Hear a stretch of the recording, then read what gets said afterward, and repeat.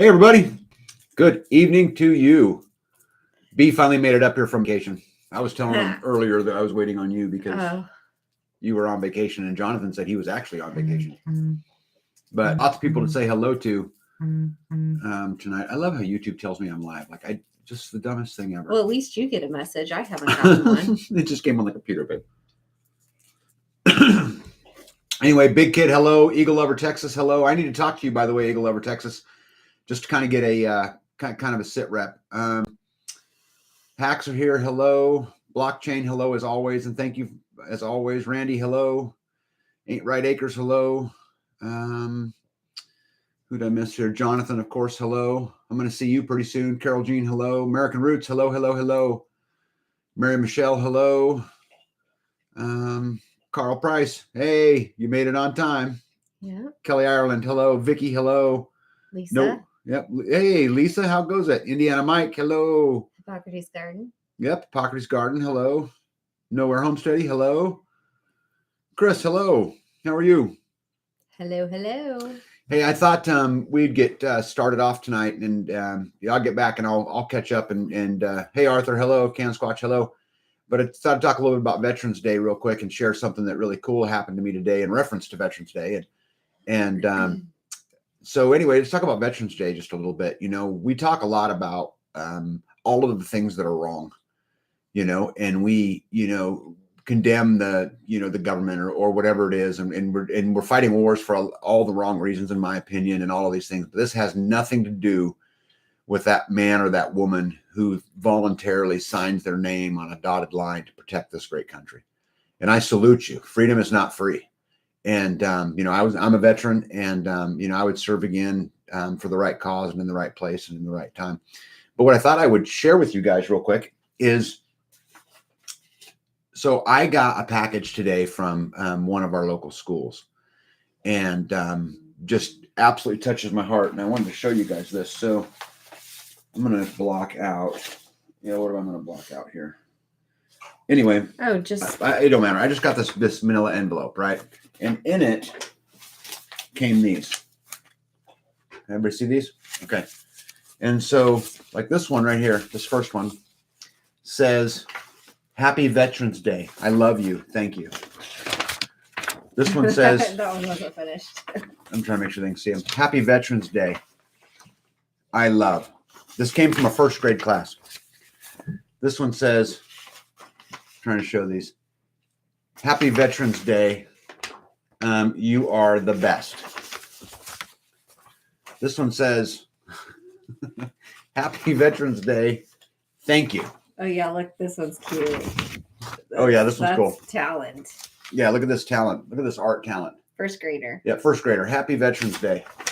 And it says, "I love you." And then I'm going to try to blow through these. "Happy Veterans Day." This one says, "You are brave." This one says, "Happy Veterans Day. I love you and thank you." Yeah, that one is very... This one says, "Happy Veterans Day." And says, "I love you." This is what I was thinking of. Okay. Happy. This one says, "Happy Veterans Day." And dude, like this kid, first of all, it's upside down, which is really, really cool. But look at this art, man. Yeah, sideways. Yeah, he's got a tank and a Jeep and an airplane and a helicopter and a boat that's on fire and a dude that's jumping off of it. I mean, this kid, this is a kid I need to go hang out with. He spent some time. Yeah. And then last one, it says, "Happy Veterans Day." It says, "You are important."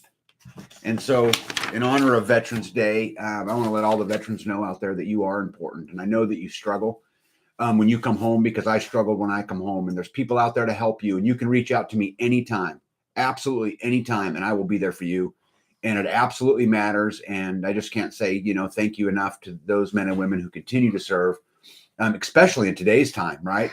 Because you'd really have to be questioning what you're doing. And, you know, I love you guys. And so I just want to say Happy Veterans Day. And you got anything to add? Home of the free because of the brave. That's right. Yeah. All right. So let me see if I'm sure I have missed one or two. Yeah, so much. Jean, hello. Skanes Girl, hello. Amelia, hello. from Chile, Portland, Oregon. Mrs. Hacks, Carol Jean. I'm just trying to make sure I got all of the hellos in here. Let me see here. Jasper's mom's here. Grumpy Acres Yeah. here. Yep, Grumpy Acres, Jasper's mom. Did you say Miss Hacks? Yep, Miss Hacks. I already covered that one. Terminator is here. Oh, hello. RN, hello. Songs of Joy, hello. I got a lot of in these messages, a lot of thank you for your service, guys, and I did it with honor. I mean, I had so much fun in the military. And there's a lot of them. Grumpy, he's a vet. Mrs. Hacks, she's a vet. Hacks himself's a vet. There's a lot of them around. Catherine, hello. Hebrews, hello. Wheat State Fishing, what's up? So anyways, I just wanted to start with the whole veterans thing. And aren't those cards Indiana cool? Mike. Yep, I said that. He's Those. a vet. Oh, that's right. Indiana Mike's a vet, and Miss Ravenwood, his better half, or what are we? Well, that's not her name anymore, right? MMR Ravenwood. Yeah. Well, that was the name of MMR, Minimum Maintenance Road, is also a vet. And there's so many of you guys out there, and I don't even know all of them, but how absolutely cool is that? Wonderful. Wanda, hello. Thank you. I'm glad you made it to the live. Okay, so how cool is the cards?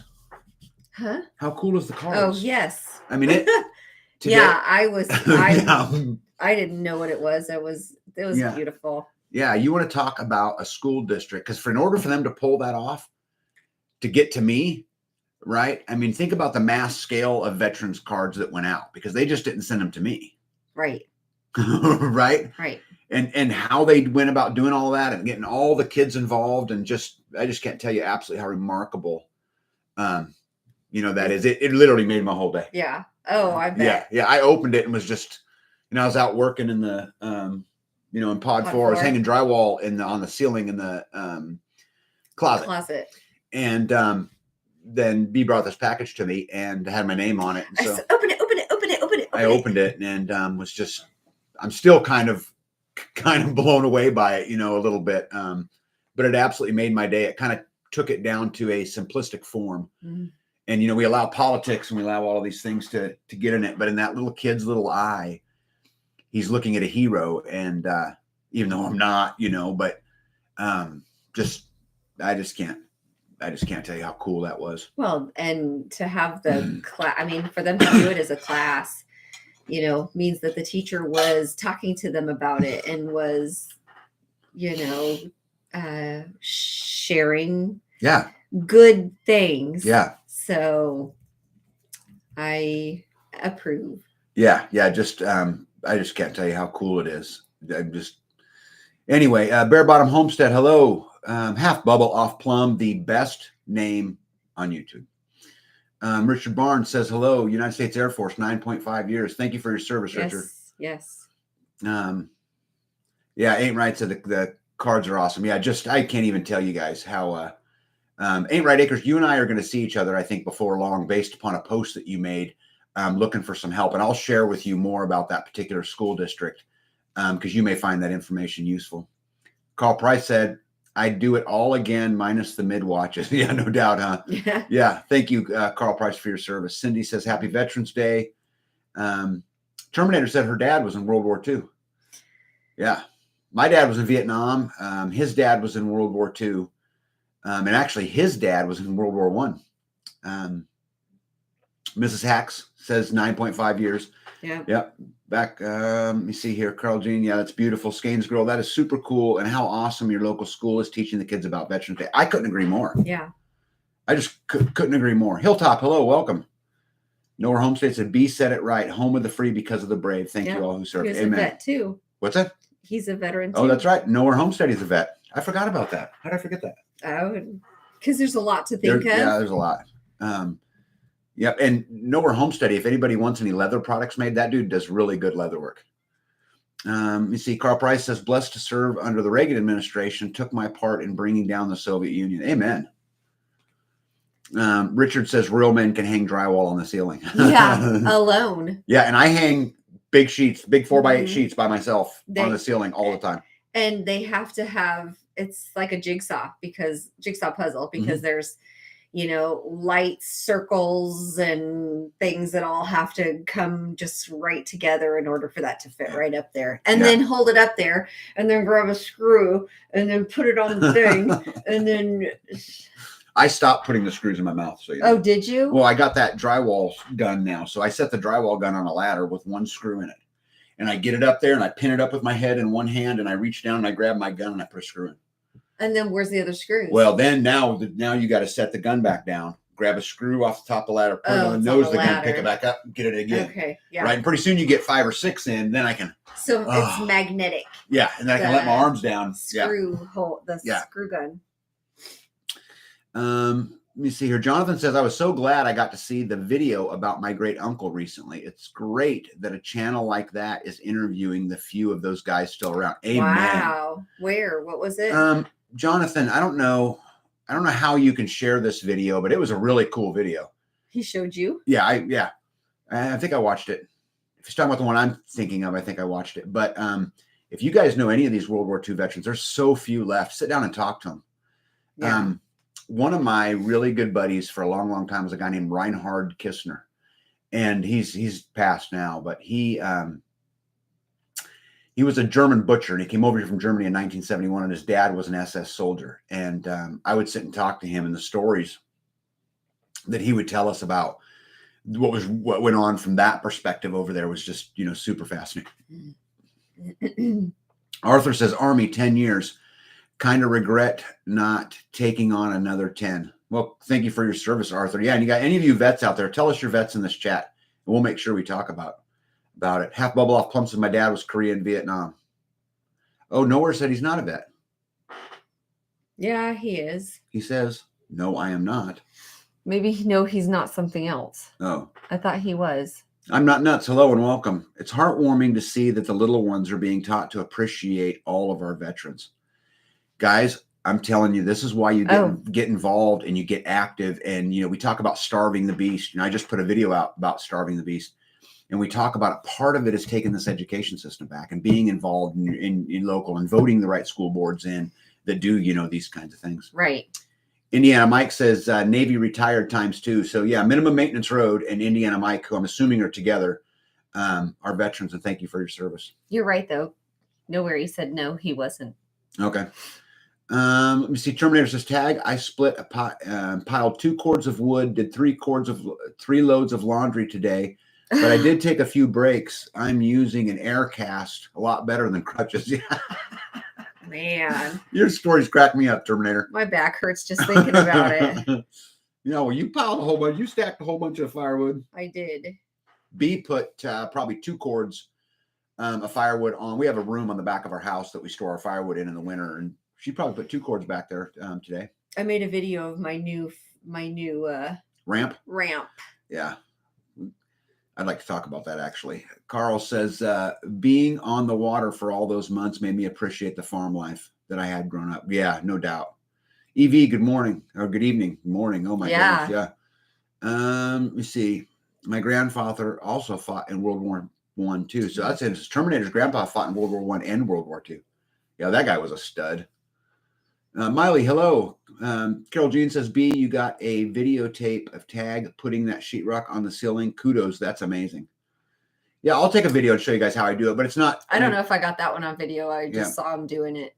But I mean, that's how he gets them all up anyway. So yeah, I mean, I can hang a 4x8 sheet of anything 20 feet off the ground by myself. It's no fun. I don't enjoy it. Well, you prefer to carry them by yourself too, because when I try to help, you're like, no, just get out of the way. That's easier just to carry myself. Nowhere says, no stolen valor here. Military service wasn't an option for me. I just spent my life in gratitude of all of those and love serving you. I do consider you brothers and sisters, though.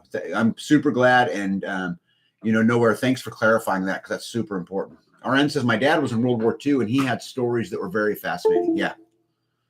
Sorry. That's okay. Broussard Homestead said, hey, welcome.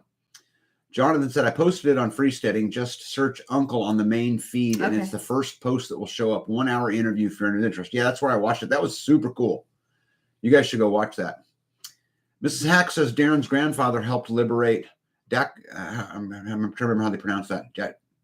Dachau? I think it's Dachau. It's a concentration camp. Dachau? I think it's Dachau. Bessard Homestead said 7 of our 13 school board members were just replaced by freedom-loving parents. Hey, wow. I love this. Wow. I love this. I love this. I love this. This needs to happen all over our country.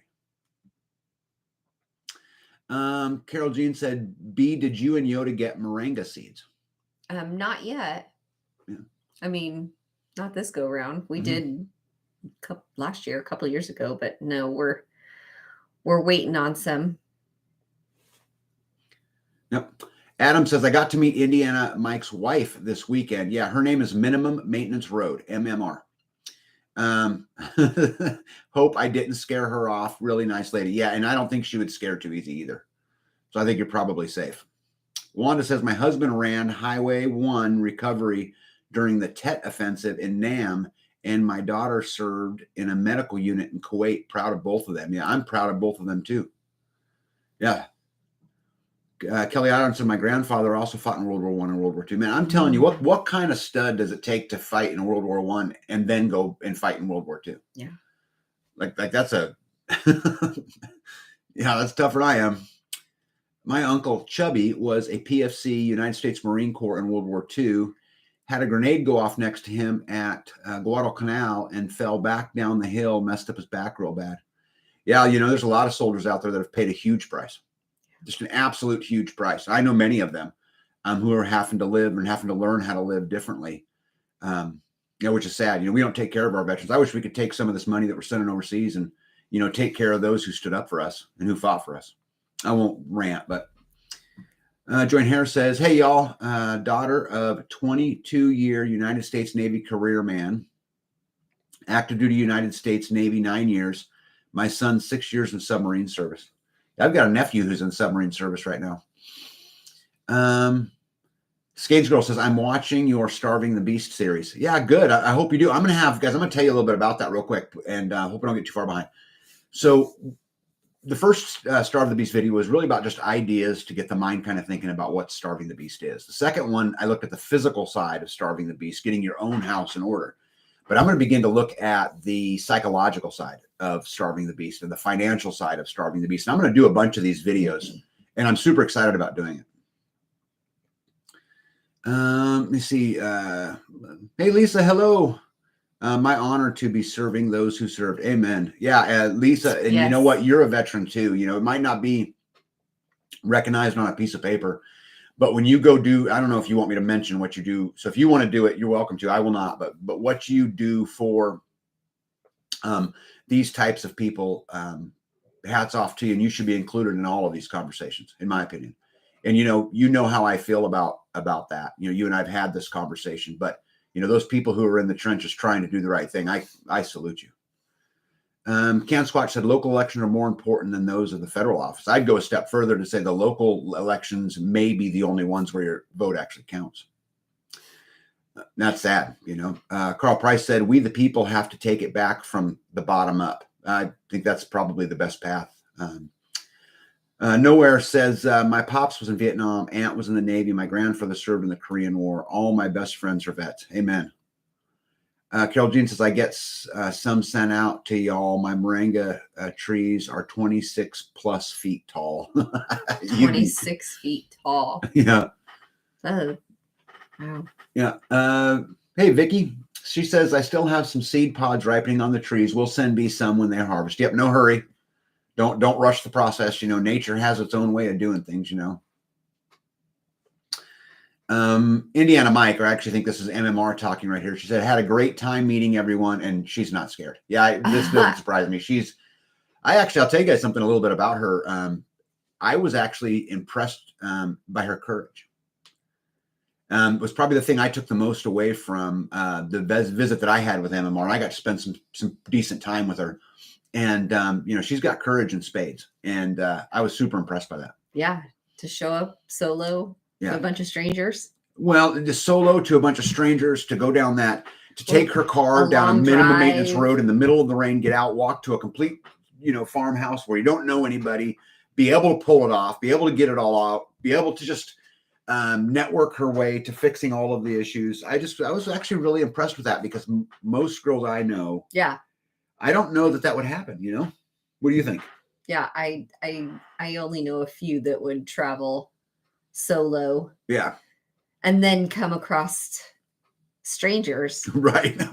Right. and then Right. approach, you know, Right. and yeah, that courage. Yeah. Nowhere Homestead says Starving the Beast series is really good. I'm grateful you were putting that out there. Yeah, I'm going to have a lot of fun with this. You know, I kind of coined a term called your ungovernable score. So your UGS. And I kind of used it, not because it's really a thing, but because I thought it would help people remember it and focus on it. And I'm really going to take that UGS score and try to broaden it to the gigantic spider web that it is and really try to work on it. I did some work on it today a little bit. Terminator says my daughter got a half-ton truckload of carrots for $85. That's pretty cool for deer feed. She gave me 40 pounds, so I'll water bath it for the winter. How cool is that? That's way cool. Bastard Homestead said I did not serve in the military, but I certainly served the people of Lake Charles, LA firefighter. I think that's the same. I mean, you're a first responder. You know, by the way, Bastard Homestead, you know, I've watched some of your videos. We should do a joint video someday. You see, Eagle Lover says, wow, my crooked little, yeah. Terminator's Terminator's the Terminator. That's why I call her the Terminator, right? Tag, my grandfather fought in World War I, and it was my dad that fought in World War II. Okay. Carol Jean says, yeah, you're in Florida. Everything grows huge, including the bugs. Yeah, no doubt. Yeah. Miley says, sitting here drinking my Pepsi and eating these high dollar cherries, $3.99 per pound. Would you just bought some cherries? What'd you pay? They're like $42 for 5 pounds. So that's like $9 a pound. And they all came with seeds in them, so I paid for the seeds. Pits. Yep. Let me see. Carl Price says, by the way, I finally got my tractor delivered yesterday. Got to get used to the clutch again, but I prefer it over the hydrostatic drive. Yeah, congratulations on the tractor. It's on my, I'd like to get a new tractor someday. But I need some encouragement for. Wow. Big Kid says, ha, you guys need to meet my 17-year-old daughter. Yeah, if you're ever down my way or we ever cross paths, I'm in.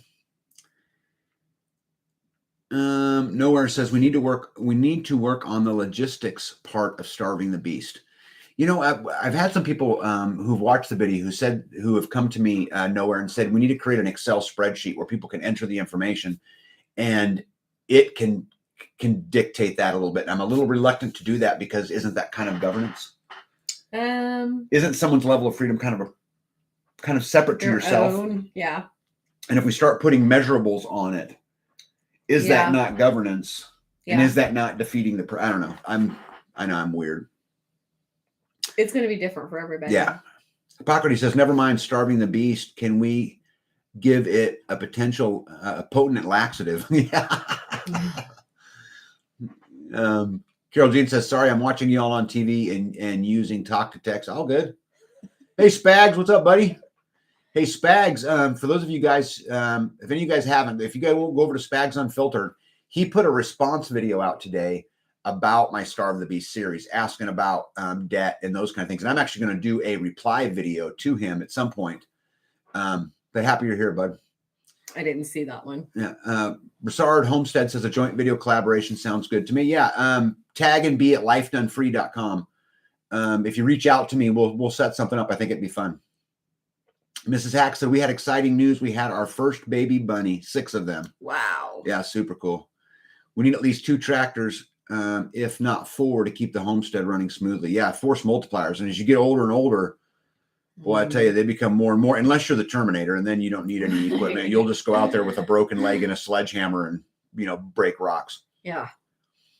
You see, RN says, yes, I used to live in South Florida swamp mosquitoes and palmetto bugs. I don't even know what a palmetto bug is. I don't either. Let me see. Oh, Spag says it comes out tomorrow. I apologize. So I seen it because he sent me the link on it, but apparently it comes out tomorrow. Sorry, guys. Skanes Girl says, my moringa drumstick's only about 12 inches tall. Steve says, tag, my grandpa born in Poland joined the army in World War II. Yeah, how cool is that? Man, that's where the, people were real, super real and super tough.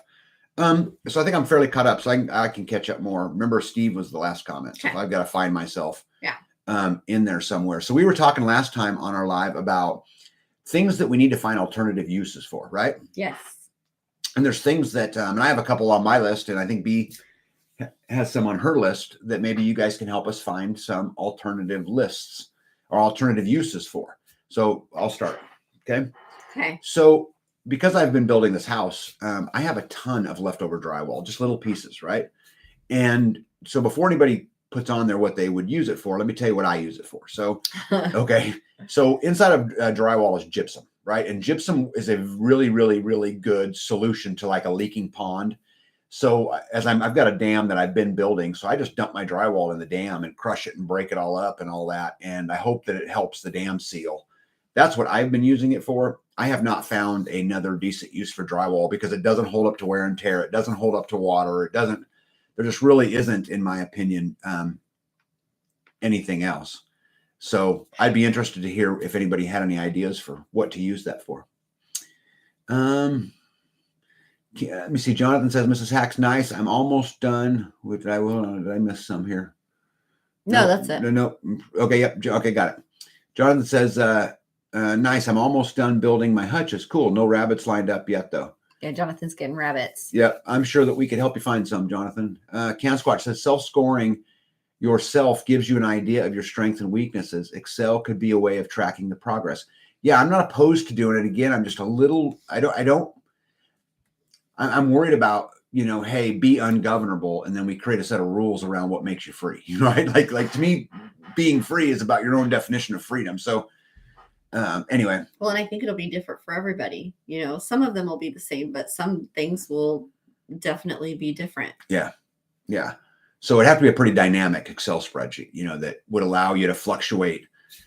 So they can change the numbers and the percentage. You create it and they can go Correct. through it and correct. Just like a food calculator, Correct. They can adjust it to how they need. Yep. Nowhere says just need a forklift like me. I'll be your E multiplier. Right. Well, I'm open to ideas on how to put that all together. Kentucky Ready. Hello. Welcome. I am a prepping fool and I don't care what people think. Yeah, I don't really care either. And I'm glad. And I'm glad you don't care. Kelly Ireland says palmetto bugs are like roaches. Palmetto. Palmetto. Palmetto. No N. Palmetto. Sorry. Yep. Carol Jean says, well, where did it go? Oh, right there. Geez. What's this right here? Geez, fantastic for tomatoes also. I'm not sure if it fits starving the beast, but still a great topic. I just built a 16 by 30 covered area to store hay and things for under $200. Wow. It's actually, big kid, exactly starving the beast. One of the videos I'm going to do is front side versus back side money. Okay. Front side is, and this is something I focus on every single day. I'm super committed to mastering this process. So front side money is making more money. Backside money is saving money, right? And how you fight it on the backside, don't spend it, right? Right. And so I think it absolutely applies. Kentucky Ready says, I put drywall scraps in my garden. Big Kid says drywall is a great soil amendment. I'd be interested to know why. What does it do for the soil? Does anybody know? Where do you put it in the garden? Yeah, and where do you put it in the garden? RN says a palmetto bug is a really big roach-like bug that can fly and will fly in your face if you spray them with bug killer. Wow. Yeah, I'm glad we don't have them. Vicky says, tag, funny story. This past weekend, we had a booth at a buy local event and met a couple that had joined freesteading but hadn't been active. Had a great conversation about forming a local mag. Wonderful. Vicky, that's wonderful. Vicky, I'm going to tell you, I get messages like this all the time. Freesteading is having a big impact. It's accomplishing the number one goal I set out for it to do. And it is helping people yoke up, in American Roots words, right? I don't want to steal it. That's their word, but it's becoming the word, right, for this. But it is helping people yoke up all over the country. I get messages all the time, and I can't tell you how proud I am, of that. Oh, I must be way behind. Let me see here. Yes. Okay, where are we at here? Vicky right there. Okay. Songs of Joy said, bathroom drywall can be used as a dry erase board. Homeschool mom. Interesting. Kelly Ireland says, yes, RN. We have them in South Carolina. Yep. Skanes Girl. You see, Arthur, tag any interest in generic batteries for Milwaukee Tools. Yes, I am interested. I would like to obtain one and let me beat on it like I do and use it. Right. Well, but that's a big deal, right? We may not be able to get things someday. Yeah. Longevity matters to me and those kind of things, but I would absolutely be interested. Big Kid says gypsum, which is what's in drywall, Yes. Bethany, is used for agriculture as a fertilizer and a soil amendment. Both calcium and sulfur are essential plant nutrients. Gypsum is not a liming material and will not increase soil pH. Huh. Baby, we got drywall coming out of our ears. Yeah. I have scrap after scrap after scrap, and it's just covered in paper, so we could absolutely blend it in, easy. Eagle Lovers is talking to Vicky and says you will have to share info about that in a private chat on freesteading. I think that's just absolutely great. Skane's Girl says that gypsum's great for clay soil amendment. And I know anybody that has any clay soil? We have a little bit of that. Jasper Mom says, I'm gathering equipment and may allow me to get out of here and be safe until I can build. Still need a canvas tent, but I also thought about a 10 by 30, dividing it for living versus preps. Evie says, gypsum is used for helping to break up heavily compacted clay soils, making them more porous and able to absorb moisture. This is particularly helpful in areas prone to drought. What I think is interesting about this is, we have clay. Could you mix some gypsum when you go to plant a tree to break up that clay soil and allow the roots?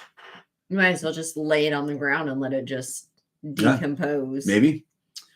Hippocrates Garden says, part of my plan, if I get to work on my property, is my living space will be tiny. Many other things will be in outbuildings that are taxed at a lower rate. Yeah, well, this is part of starving the beast, is to understand how buildings are taxed in your particular area, right? Mm-hmm. Hippocrates Garden, where I'm at, if it's 350 square feet or bigger, or any size that's permanently attached to a foundation, you're taxed on. Those are the rules here. EV says, in addition, gypsum can promote better drainage and air circulation, which can aid root development and nutrient absorption. I love this. You guys are so awesome. Kentucky Ready says, only 37 likes. Hit that like button. Yeah, amen. Half Bubble Off Plum says, drywall improves the aeration in the garden and helps to retain moisture. I love this. I did not know this. Skane's Girl says, I've also heard of people putting sheetrock in their chicken's coop. And you don't mean hang it on the wall. You mean break it up and put it on the ground, right? I wonder what for. I'd like to know more about that. Carol Jean says, it really is kind of like calcium or the sort. My dad used it on our tomato plants in California, and they were 2 to 3 pounds each. It really works well. Try it on a sample patch. Yeah, good idea. Yep. Jonathan says crushed drywall would probably be a great mix in for the intensely heavy black clay in my yard. I guess I need to go hunt home construction sites for scraps, but they'll give them away. I'm telling you, it's such a pain in the butt to deal with it. EV says use a ½ pound of gypsum per square foot to restore soil that has absorbed salt. Okay, so my question is, do you dig it up and mix it in? Do you just lay it on top? How do you deal with it? Jordan Harris says, yes, excellent for clay soil. Carol says, yes, exactly, especially for clay. Yep. Okay, hold on here. Let me catch up here. It would, you just have to break it down first. Yep. Vicky says, invite. Okay, skip. Sorry, guys. I need to understand whether it's a question, a comment, or two people are talking, so I kind of take me a minute. Okay, let me see here. Join here. We take gypsum, spread it on the ground, and water it in to break up clay soils. Okay, perfect. Carol Jean says, I would not recommend it in the chicken coop. Skane's Girl is talking to Jonathan and says, my horseradish is looking like Jack's beanstalk. Well, close anyways. Yeah, Jonathan, how's your horseradish doing? Yep. Calcium is good for eggshells from drywall. EV says gypsum is a source of calcium, a major mechanism that binds soil organic matter to clay in soil. Gives stability to soil aggregates. Organic matter applied to soil is increased when applied with gypsum. Cool. Carol Jean says they've had problems since the tropical storm of the phones. Yeah, how everybody okay down there? I've really heard not much about it on the news.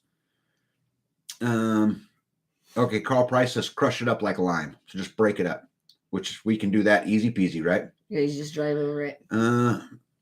Jonathan says that his is from you and that it's still looking great. Wonderful. Gypsum usually added in the fall or spring, may need to be added more than once in a year, depending on the soil quality and permeability. Gypsum may only need to be added every 3 years. Cool. So that would be one use for it, but we couldn't do that with all of it. Well, now you probably could. I'm on pod 4. Well, I could break it all up and put it in a bin, and you could use it year after year after year, right? And we could put it in a blue barrel, 55 gallon, put a lid on it. Yeah. As I say, you have to keep the water off of it. So yeah, put a lid on it. Blue barrel would be fine. Yeah. Ain't Right Acres says gypsum also binds to the particles that cloud up ponds, so it clears up the pond as well as plugs leaks. Oh, cool. Adam said, had a man buy me a beer after Desert Storm. Told him it was not necessary. He insisted and said, thanks to us Vietnam vets, finally we're not ignored. One of the most humbling things in his life to this day. Yeah, what a humbling story that was. You know, I'll tell you, Adam, an interesting. I got a story similar to that. So when my oldest son graduated basic training, me and my father drove down B2, but we drove down to attend his graduation, and we were in the PX. And I'm standing there with my veteran hat on, and my son's standing there in his uniform, and my dad would never wear a veteran's hat, and never. And I looked at him and I said, hey, Dad, look, 3 generations, right? Because he had served, I served, and my son had served. And it had Grandpa been there at the time, right? That'd have been 4 generations all alive at one time. But anyway, my dad just kind of looked at me with this just weird look and said he'd be right back. And he walked away and eventually came back with a 4th Infantry, 1st Infantry Vietnam veteran hat. And he wore it every day for the rest of his life. And when he went to the hospital where he died, he was wearing that hat. And I have it, to this day. So it was an amazing thing. Big Kid says, I don't know how to pronounce that. Daikon? Yeah. Daikon? Radishes and buckwheat also do wonders for improving clay soil or improving clay. Carl Price says, put it through a limb grinder. Well, I have a big chipper. So we could certainly feed it through that. Adding too much gypsum can damage it by removing necessary nutrients. Too much can remove iron, aluminum, magnesium from your soil and cause them to contaminate other areas, harming plant growth. Oh, good to know. Let me see. My parents were both Air Force, says Carol Jean, and it's amazing when you go to the vets hospitals to hear the most awesome stories. Yeah. Couldn't agree more. All right. So what's one of your items? Well, the item that I was had in mind, I went down to the yard to bring up here, and it's gone. So I was hoping you didn't throw it away. I did not throw it away. No, just set it off to the side. I did not see it. I looked everywhere. Yeah, it's sitting off to the side, but somewhere. I did not throw it away. So I was gonna haul it all the way up here so that I could show them, but I could not find it. Such a dork. How big is that? I don't even know. So it's it's a piece of 18-inch pipe. This big around that came off of. It's like ballooned though. Yeah, it's got a little collar on it. It's the drainage pipe for the pond. It's the end that they cut off that was sticking out that we, created the flow. And it's about this big around, about this tall. And it's like mushroom down and then just cut off. So how tall is it? Yeah. How tall is it? 18 inches tall, 18 inches across. You think? Mm-hmm. And then it's how thick? Probably 1.25 inches thick wall. So I was going to plant something in it. Like use it as a planter. Yeah. But I know Tag has numerous times told me just to throw it away. Mm-hmm. If I don't help, I love you. Did I tell you this? Mm-hmm. Okay. You're my bud, right? What were you going to say? Okay. if I don't keep control of it, she will have old toilets sitting in the yard with dirt in them and plants growing out of I will keep everything. everything. I mean, and Not a toilet, probably. I would not surprise But a me. bathtub. A bathtub, maybe. Not a toilet, though. That's kind of. Yeah. Yeah. Helen says make a flower planter. See, that's what I thought. Mm-hmm. Yep. You know, especially like an herb that you don't want to like grow beyond its border. Mm-hmm. But so it would be a good thing still, to put like mint in, something that takes over, right? That's pretty aggressive. Like bury it up in the yard. Yeah, that's a great idea. Ain't Right Acre said we can make a freedom cannon out of it. Yeah. I thought for sure you threw it away. No, I did not throw it away. You want it, you get to keep it. Another thing I was thinking about doing is turning it up on its side because it's got that bubble lip on it, and creating, a piece of metal on the back that I can screw something to, and you can wrap a hose around it. Like a But now reel? now you have this pipe sticking out the side of your house.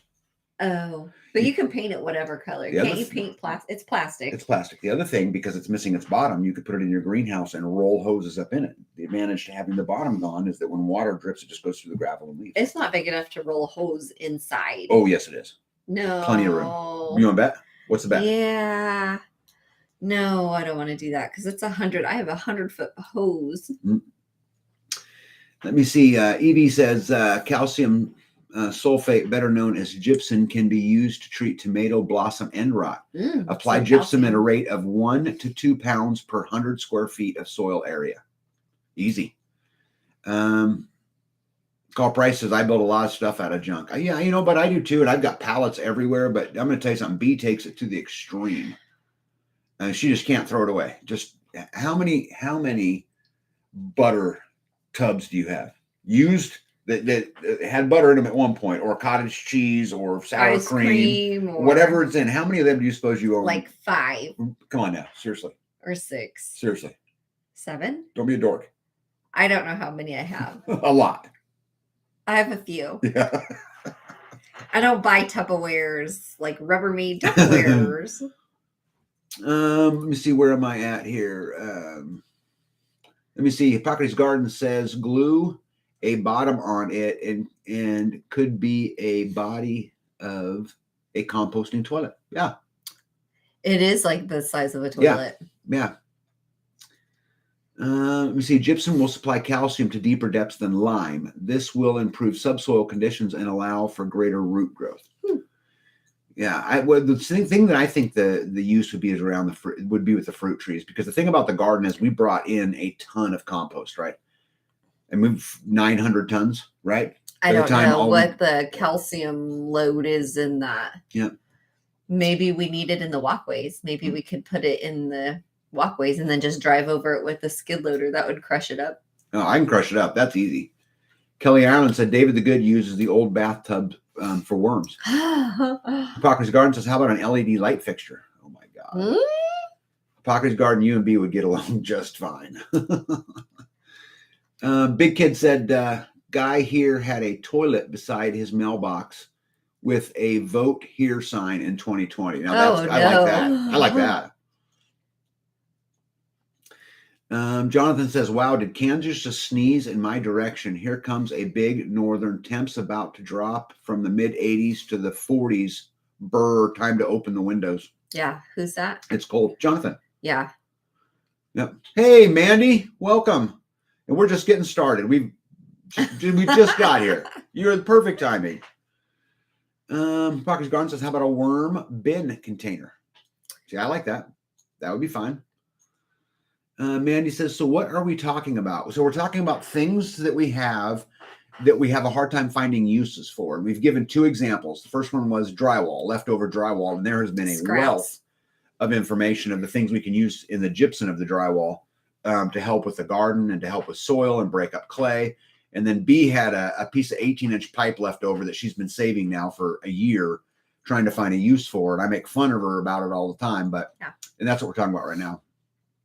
Carl Price says, I just built a corn sheller out of an old spreader and a 55-gallon drum. Works great. Yeah, I'd like to see the plans on that. Milk and Honey Heritage Farms. Hello, welcome. Glad you're here. Miley, who all is in here from Georgia or wherever else? Well, Miley, we're from Kansas. So I hope everybody says where you're at. Yeah, Oregon. Ain't right. Let me see. Steve says, B, I found a lady nearby that has mineral tubs and gave me some for container planting. Have a small yard. Yes. Why don't you talk about your mineral tubs? I have some mineral tubs I'm going to plant in. They're really heavy once they're full of dirt, so I have to have help moving them around. Yeah, I'll move with a skid loader. Big kid. She got a whole bunch. She's got a farmer local who brings her cows. Yeah, and he has cows. He brings her the tubs. So there's like, I don't know, 30 of them out there. There's not that many. I have like 7 on one side, and all the black ones. I think there's like 7 or so on there. Big Kid says 2-liter soda bottles make great mini greenhouses. They work especially well for cloning plants. Oh. Yeah. Yep. Got somebody from California. Join Harris from California. Ain't right. Evening, Miley. I'm in Georgia, I'm from Georgia, but just moved to Arkansas, Texas, South Carolina, Washington State. Wanda's from Southeast Kansas. Yeah. Hello, neighbor. Florida, Wheat State dude, land of the Oz. Yep. I like the land of the Oz. I'm very fond of it. Cansquatch is Eastern Kansas. We have a lot of Kansans in here. How cool is that? Yeah. Okay, so let me think of another thing I have that I struggle with uses. So because I build a lot and I'm always building buildings and those kind of things, I always end up with a bunch of 1 foot long 2x4s, 2x6s, those kind of things. Now, what I use them for primarily is I chop them up and I fill these big bins for B.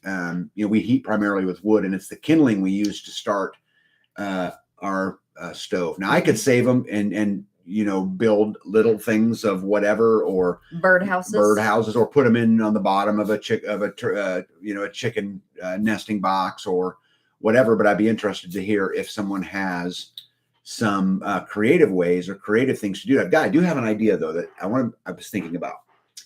If I took them and ran them through my table saw and just created 1x2s, right? So 3/4 of an inch by 1.5 inch, and just ripped thousands of them up, just kept storing them. When I had a bunch of them, I make some lawn furniture out of them by gluing them together in a big like lawn chair curve, right? And make it wide, overlap all of your keyways. I know this is crazy, right? What? And then I could totally sand it down perfectly round. It would look like one big piece of wood, and it would be absolutely beautiful.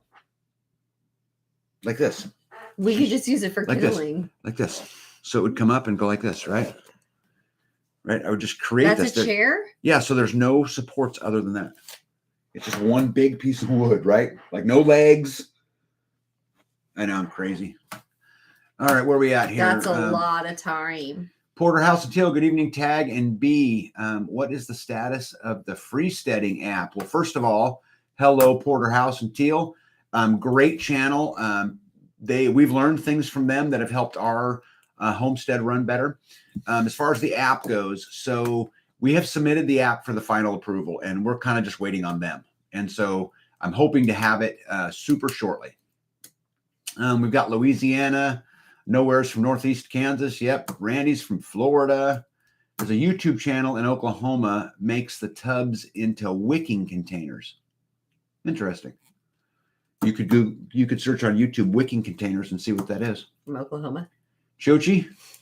I always mess that up. Chauchi.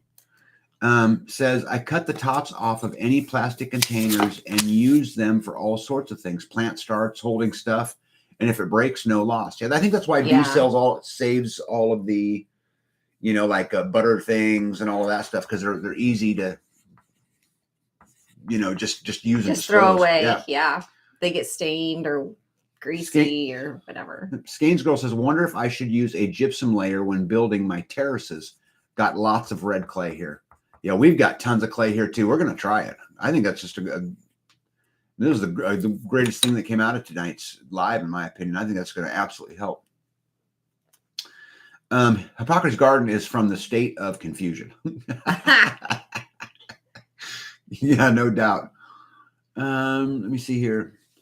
Jonathan says, small pieces of 2x4s, make rectangles and attach hardware cloth to make soil and compost sifters. Yeah, that would work. Big Kid says, does anyone here use a wood cook stove? Big Kid, that's what we use to cook on, to eat, to cook our food, and to heat our house. We don't have a traditional stove. We have a wood cook stove. We have the Kitchen Queen Grand Comfort. We bought brand new. It's got, it's super high tech for a cook stove. And we use it all the time. And I think, do we have a video on it? Did you ever do a video on it? I don't remember. On what? On your Kitchen Queen? It's in lots of videos. Well, it's in lots of videos, but have you ever done a video of this is how the heat works? This is how you cook on it. This is how you burn shit on it, right? No? I don't think so. You should. Ain't Right Acre says, my 9-year-old Georgia girl thinks it's cold here in the Ozarks at 40. Boy, is she in for a treat. Oh, yes, she is. Yep. Mrs. Hack says Northeast Kansas by the Nebraska border. Yep. Carlene says reuse red. Oh, sorry. Email popped up. Let me see. Reuse red Solo cups for seed starting. Yep. B's done that many times. ACM Homestead. Hello. Southwest Kansas. I love the Kansas. Yeah, it's like 5 people now. Yeah, we there's going to be a big the Midwest Preparedness Festival. You guys all need to come up for it, no matter where you're at around us. I would love to meet all of you guys. Jonathan says, this is how you make cherry cobbler with it. Well, just so everybody knows, I have eaten my cherry cobbler. And we've got a video coming out here pretty quick that talks about making butter and cherry cobbler and all of those kind of things. But I did get cherry cobbler. And while we were eating it, I was discussing with B on how long I've been waiting for bread pudding. And that, that it is just really sad that I have to beg for bread pudding and I can't get any. And would you guys be so kind as to help me get some bread pudding?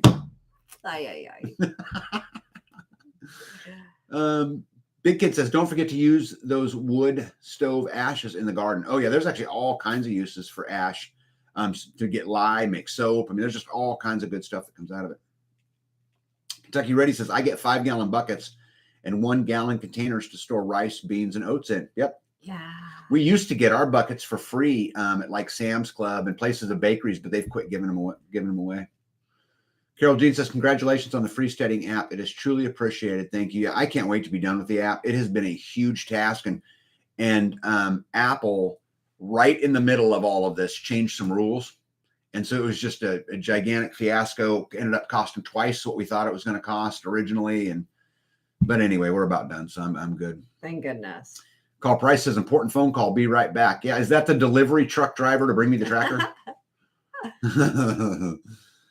Let me see here. Big Kid said, I got an old but excellent condition Victor Jr. cook stove last weekend. Yo.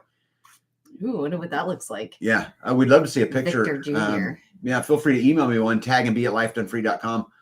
And yeah, how cool is that? Yeah. I like my stove. Yeah. What do you like your stove? What do you like about it? I like that it's nice and toasty. I like that I can put a log in the nighttime and wake up 7 hours later and there's still something to work with. I don't have to reheat everything up. Because when the stove was cold, I lit a fire and the stove was cold and I had some smoke come out. The glass wash holes. Is that right? There's a lever in front of there's a lever that you can pull open that will allow air to come in the top. And that's what cleans the soot off of the glass door. Is that what it is? Soot? Yeah, I guess kind of soot. Yeah, that's what I would call it. Yeah, that's what I would call it. So I had smoke because I think it's because the chimney was cold, right? You said that when the chimney's cold, smoke it smokes more or it doesn't draft well. Something Well, about the chimney drafts better warm. So as the chimney warms up, it drafts better. That's so weird. Let me see here. Mandy Garrett says drooling over bread pudding. Yum. I know, right? I've been waiting forever. I'm not a big bread pudding fan. Love bread pudding. With like raisins. Oh, yeah. It's got to have raisins. And what else? Oh, probably cinnamon. Yeah, cinnamon. You can put some walnuts in it. You could put, there's all kinds of stuff. stuff. Oh, walnuts? Mrs. Hacks says tag begs for Food Weekly. Yes, I do. And I'm very proud of it, for the record, Mrs. Hacks. Yaya says bread pudding. Bring out the bread pudding. Tag needs it. Thank you, Yaya. Thank you. Do you have a good recipe? Yaya? Evie says 5-gallon buckets make terrific containers for container guarding. The handle makes it real easy to move them when need be. Yeah. Yep. Mary Michelle says, I use toilet paper rolls to plant seeds in. I used blinds as plant markers. Oh, I love that. Clip the blind right on the, an old blind, the little slats in a blind, and clip them and write tomato. I wonder if that would work. It would work great. Anything I've ever used, it didn't work. Like the actual plant staker either like melted or the paint doesn't stay on, marker doesn't stay on. Joanne Harris says, tag you beg for everything you want B to make for you. Yeah. Yes. Basically. Yes. I don't see the problem. But then when I say, what do you want for dinner? He says, I don't care. I want bread pudding. I don't care. What are you hungry for? Nothing. Bread pudding. Bread pudding. It's just not complicated. Cherry cobbler. It's just not. No, cherry cobbler's in the past. Quit living in the past. No, that's what you were asking for when I would say, we are living in today. What are you hungry for? Bread pudding.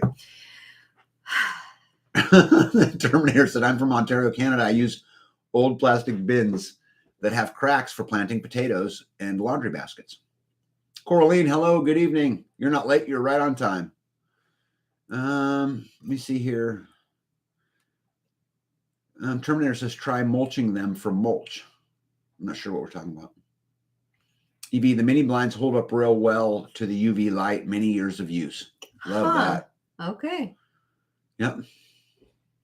Hello. Yeah. LJC, hello. Good evening to you. Good evening. Yeah, I had a good conversation with you the other day. You inspired me. I hope all is well. Feel free to reach out. I'll help any way I can. Big Kid said they put a picture on Freestag that they're fairly certain. Yeah, I'll go see if I can find it. Okay. Yeah. Storm Rider says better late than never. You are right on time, Storm Rider. Evie says, hi there, late arrivers. Thanks for joining us tonight. Yep. Amen. Mary Michelle says wax pencil on blind marker. Wax pencil. Mm-hmm. Yep. On the blind, you cut the blind, right? Stick in the ground and use a wax pencil to write on it. Okay. Beth is from Lexington, South Carolina. My mama was born in 1925 and grew up in Hays, Kansas. I'm related to many in your state. Yeah, I've spent a lot of time out in Hays. Yep, that's clear out on the western side of Kansas. Storm Rider did a late harvest today before cold temps in Pennsylvania. Ideas for about 100 cherry tomatoes. Wow. What would you like him to do with 100 cherry tomatoes? Cherry tomatoes are hard because, they're almost, you don't get a lot out of blanching them, and going through that whole process. I just eat them. Yeah. I'd put them on a salad, in a sandwich, and breakfast, and in an omelet, and on lunch. And then they'll be gone. Yeah, and then they'll be gone. Evie says, don't use a marker or a Sharpie on mini blinds. Use an artist pencil. Number 5, I think, is the one that I use. Does not fade in the sunlight. Yeah, cool.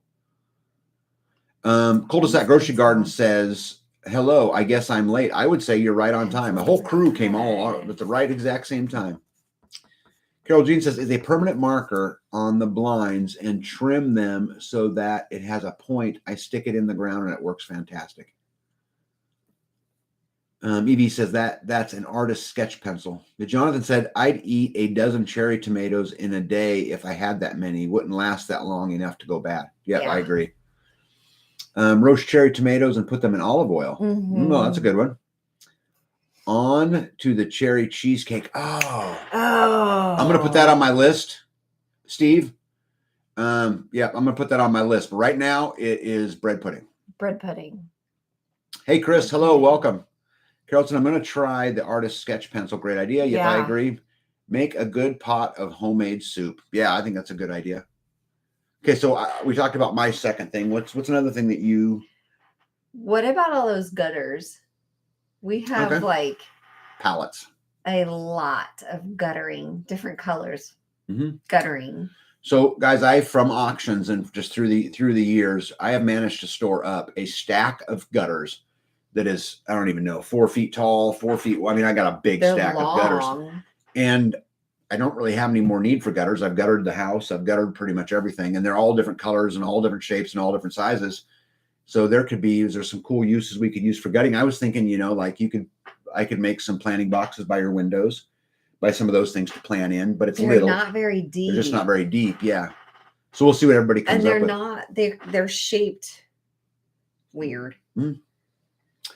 But we have bruschetta is great for cherry tomatoes, says Jess and Joe. Yeah. Yeah, that sounds wonderful. With some olive oil. Coraline says, "Hey B, the canning t-shirt you bought, can you send me the info to order one? I believe it had the canning jars and says I can because I can. I can because I can." It's where'd it come from? The blue one, yeah, the blue one. It came from Tractor Supply. Says I can. I eat local because I can. Yeah. That one or the canning. Grab your canning jars. Grab your balls. Yeah. I would say both of those came from Tractor Supply. The red one did too. It came in the mail. Oh, then I would have bought that on eBay or something. Yeah, the blue one though. I eat local because I can. With the jars came from Tractor Supply. Carol Jean says she's seen gutters used as planters. You can YouTube it. They're really cool. As planters. Yeah. Indiana Mike says gutters make good strawberry planters. Yeah, and that's what I was thinking. Like screw them all to a wall, write a whole bunch of them, and plant, strawberries in them. And the strawberries will kind of fall off the edge, right? And you walk by them. What do you think? And then you just water the wall. It sounds good to me. Because you put a downspout on them because it'll hold water. Well, what I would do is I would go and drill holes every so often and let the water drain and drain it into the next one, and the next one, and the next one, and the next one, and the next one. And eventually just end up on the ground, but you would keep it would I think it would run down the wall. Mm-hmm. I think it would go in the holes and then go up against the wall. I think it would make more of a mess then. I think you'd have dirt. Well, instead of putting it on a wall, why don't you put them on just some poles? Bury 2 poles. So in the yard? Yeah, just have a gutter garden. A gutter garden. Let me see here. Milk and Honey says strawberry trellises. Yep. Let me see. Cul-de-sac Grocery Garden says you could give gutters to Cul-de-sac Grocery Garden and she will build a roof over our grilling area with water catchment. I'm in. I'm absolutely in. I love to barter. So anybody that's on here, I love to barter. So let me see here. Oop, I missed a bunch. That's okay. Big Kid said lots of people grow strawberries in gutters. Yep. Gutters are good for lettuce. And strawberry. Now lettuce would be a good one too. You've got that big back wall in your greenhouse. That's what I'm saying. I don't think I want a whole bunch of water pouring down that wall as you're trying to water it. You're just shooting water at the wall. Carol Jean says you can seal off both sides of the gutter and it becomes self-watering. It's really neat. Yeah, but I don't think the water's a big issue either, babe. I think that was easily dealt with. You don't think dirt would come with the water? I don't think it would be a big deal. Out of the holes? A little bit, but I think it's just dripping down into the next one, and I don't think it'd be a big deal. Skanes Girl says usually pick up quite a few used starter pots at the green store. Yeah, Coraline says the first one, blue one. Okay, yeah, that would have come at the blue shirt, the canning shirt. Yeah. That was Tractor Supply. Tractor Supply. Yeah, bought it at Tractor Supply. Sagittarius. Sagittarius. The twin. We used buckets and baskets filled with dirt and a hole in the bottom with a tiny basket with a sponge for wicking water that's in the gutters. I like the sponge idea. I do. Carol Jean says you can use a drip line system for the strawberries and it would not create a mess. And that's true. Yep. I ran PEX all over inside her greenhouse. She don't really use them, but I could tie into a PEX line super easy for a drip line. And Well, it's all she's saying to drip it out, not to drip it in. drip it out. For the water so the water's not sitting there. So the water's not sitting in the gutter, right? So can you That's peck why I would some drill from holes one in to them. the other? See, that's what I think. That I think dirt will come out of those holes and that will just drain onto the Well, wall. if you were to put drip line in there, it's very, very tall. The dirt will plug the drip line. Well, I meant coming from one to the other, though. Wouldn't there Well, be? you gotta I put don't know. I don't know how it works. I'm not a. I don't. Yeah. Milk and Honey Heritage Farms. This is kind of what I was talking about. Drill holes in the gutter and then put them on 4x4 posts. So put 2 big posts and just gutter. Fill them with dirt. That way you can just hose it. You're not going to get anything and put it out in your garden, and you can have a gutter garden. Freestanding. Carl says, by the way, I emailed you a picture of the corn shelter. Yeah, super cool. Oh, good. American Root said, screw them to a pallet and then mount the pallet. That's not a bad idea. Proctor says, start a row of garden plants in the gutter with whatever potting mix, etc. To transplant, just dig a row and slide the contents of the gutter out into the trench. That would actually be kind of cool. Yeah. Wanda says, Mom used to put some coconut in her bread pudding too. Oh, I would love that. Oh. I love coconut. Coconut is just amazing. I've grown lettuce in gutters hung from the ridge in a greenhouse I had years ago. Gutters work very well for plants with shallow root systems. Drill drain holes in the bottom. Oh, what I really liked about what Evie said right there, and hung from the ridge in a greenhouse. So from the peak of the greenhouse, the ridge, she, with chains, hung them down in there so they're up here. Oh. And put holes in them. So if it drips, it just goes onto the floor. Well, yeah. And then if you're not watering them, you're not pouring water at your wall. Mm-hmm. Yep, you like that? Skanes Girl says gutters make bookshelves. How would you put books? I guess side by side you could put them in. Arthur Lee says crease the bottom, use as corner protectors on sheds. Oh yeah, that's a great idea, actually. I like that idea a lot. Hey Rod, welcome, and you're not late, bud. You're just perfectly on time. Perfectly. Terminator says, I cut blinds up for my tags and use them over and over, work well in pots. You know what's crazy? We've been growing shit for 15 years, and I've never heard that. Well, we don't really have mini blinds just hanging around. No, but you may throw how many mini blinds I've thrown away? No. Well, from like the Mayetta house or from whatever. Yeah. Anyway. I don't know. Let me see here. EV says a gutter functions like a long rectangular pot works. It's just longer. Yeah, I agree. Never thought of using gutters. Thanks for the tip. Yeah, I think this is great. We need to talk about these kind of things more often. I think this is absolutely neat. I was talking about your blocks of 2x4 pieces. Put it through the shredder. Oh, yeah. Yeah, we've done some of that. What I'd really like to do is find something creative to do with them. Like I need another project, but EV says, be no need to worry about dirt coming out of the bottom of the gutters. Well, just don't drill your holes too large. Oh, yeah. Make them just make them tiny. Yeah.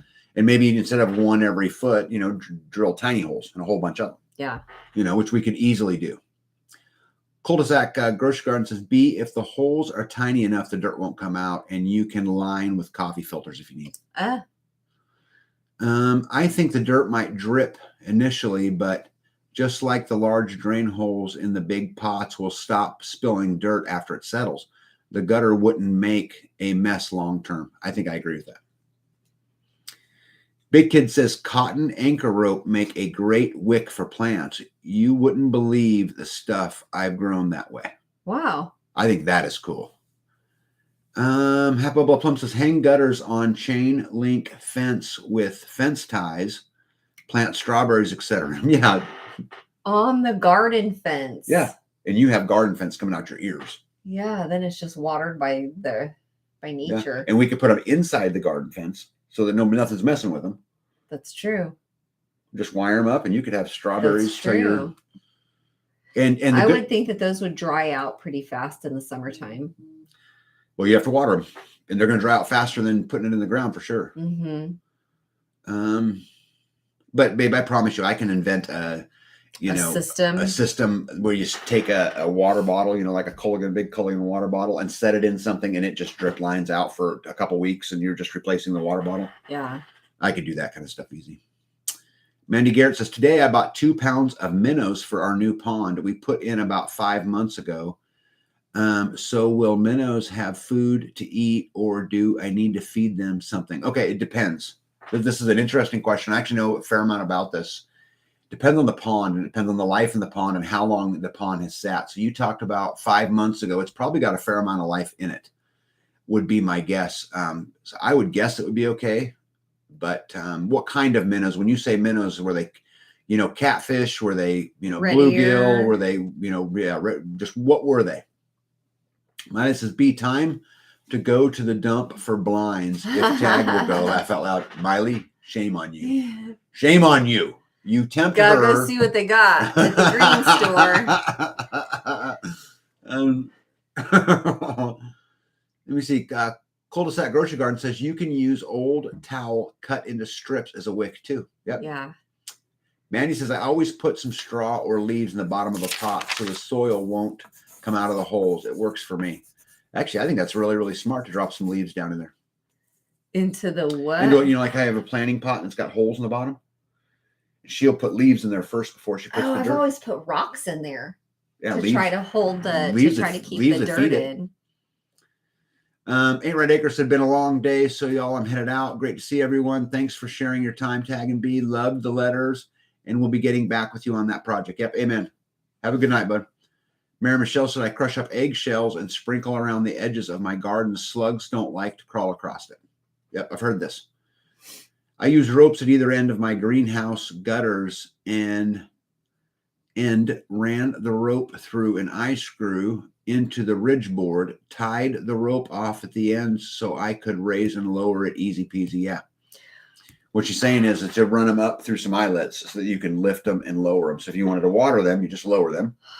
When you want to lift them, you like your clothes drying lines. I just how it clips. Just pull it up, clip it on the wall. Like the bell. It up, let it like the bell. Just like the bell. Yep. Corleen says, hey guys, sorry we can't watch longer. Hope you all have a great weekend. Going to Louisiana in the morning. God bless. Thanks for the info on the t-shirt. Yep. Good luck and safe travels. Yes. Arthur Lee says small layers of rocks in gutter would prevent dirt loss also. Yep. Ain't Right says, to my brothers and sisters out there, thank you for your service. Amen. Mandy says, oh, I didn't know minnows come in different kind and didn't bother to ask the guy whom I bought the minnows from. So it's a mystery minnow. Laugh out loud. Well, but you want to know, this is important to know because, like, for example, let's say, for example, they were bass. The minnows? Yeah, I'm just making this up, right? For Mandy. Let's just say they were big mouth bass. Well, that's a predator fish, right? Like a crappie versus a catfish, right? It feeds on something different versus like, bluegill. Again, is going to feed off something different. And so it's important to know that if there's a way that you can figure that out, that would be great. She also says there are a lot of frogs in that pond. Pond. So when you're talking about the tadpole, the early baby tadpoles, the minnows may be able to feed on them. By the time they get pretty big, the minnows won't be able to anymore. Are these frogs or toads? Drummondson Live says, all right, I'll be right back. Okay, yeah. Drummondson Live says concrete forms for curbing and landscape. Oh, that's actually a really good idea. Concrete forms? Yeah, you didn't hear that, B. Concrete? This was a perfect time for B to go potty. Perfect time. Mandy Garrett, where did you buy the minnows? At a bait shop or? Yeah, and this is important, Mandy. Yep. Because you want to control kind of what goes in there. There's fish that can be in there that'll be prolific and they'll take over and there'll be nothing, nothing left over when you're all said and done. And then, we stocked our pond the first time. So we stocked it with catfish, bluegill, red ear, grass carp, and a few bass. Not a lot of bass, but just a few in there. And then in the spring, I'll go stock it with more bass and I'll put some black crappie in there and a whole nother set of feeder fish. Let me see here. Yeah. Carl says corn sheller ain't pretty, but it works. I also put a corn catcher so the cobs don't fall into the bucket. Yeah, well, I'm not so much concerned, Carl Budd, about it being pretty. I want to understand the mechanisms of how it works, and so because I'd like to have one someday. Nowhere says crappies are notorious for taking over ponds like that. Yes, they will, and they'll eat every other fish out of there if you don't have the bait fish population super established and those kind of things. EV says minnow is a common name for a number of species of small freshwater fish belonging to several genera of family Cypridae. I don't know what that word is, but EV, with us simple folks, you got to just speak English. Mandy says, RN, I bought them from Arkansas Pond Stockers. Okay, I know exactly what you have. So what you bought was fathead minnows, right? That'd be what is if they're talking about the minnows. That's what you bought. That Arkansas Pond Stockers is who stocks my pond. And if you get on there, the minnow feeder fish, I believe that's what they are. Milk and Honey said, I learned something new today. Minnow, never knew. Yeah. Nowhere says hunting in the morning and meeting up with Data for lunch. So I'm going to jump out and get to bed. Y'all have a good evening. Yep. See you, bud. Carl Price, I could have used that this week. Had to boil and strip corn to dehydrate. Yep.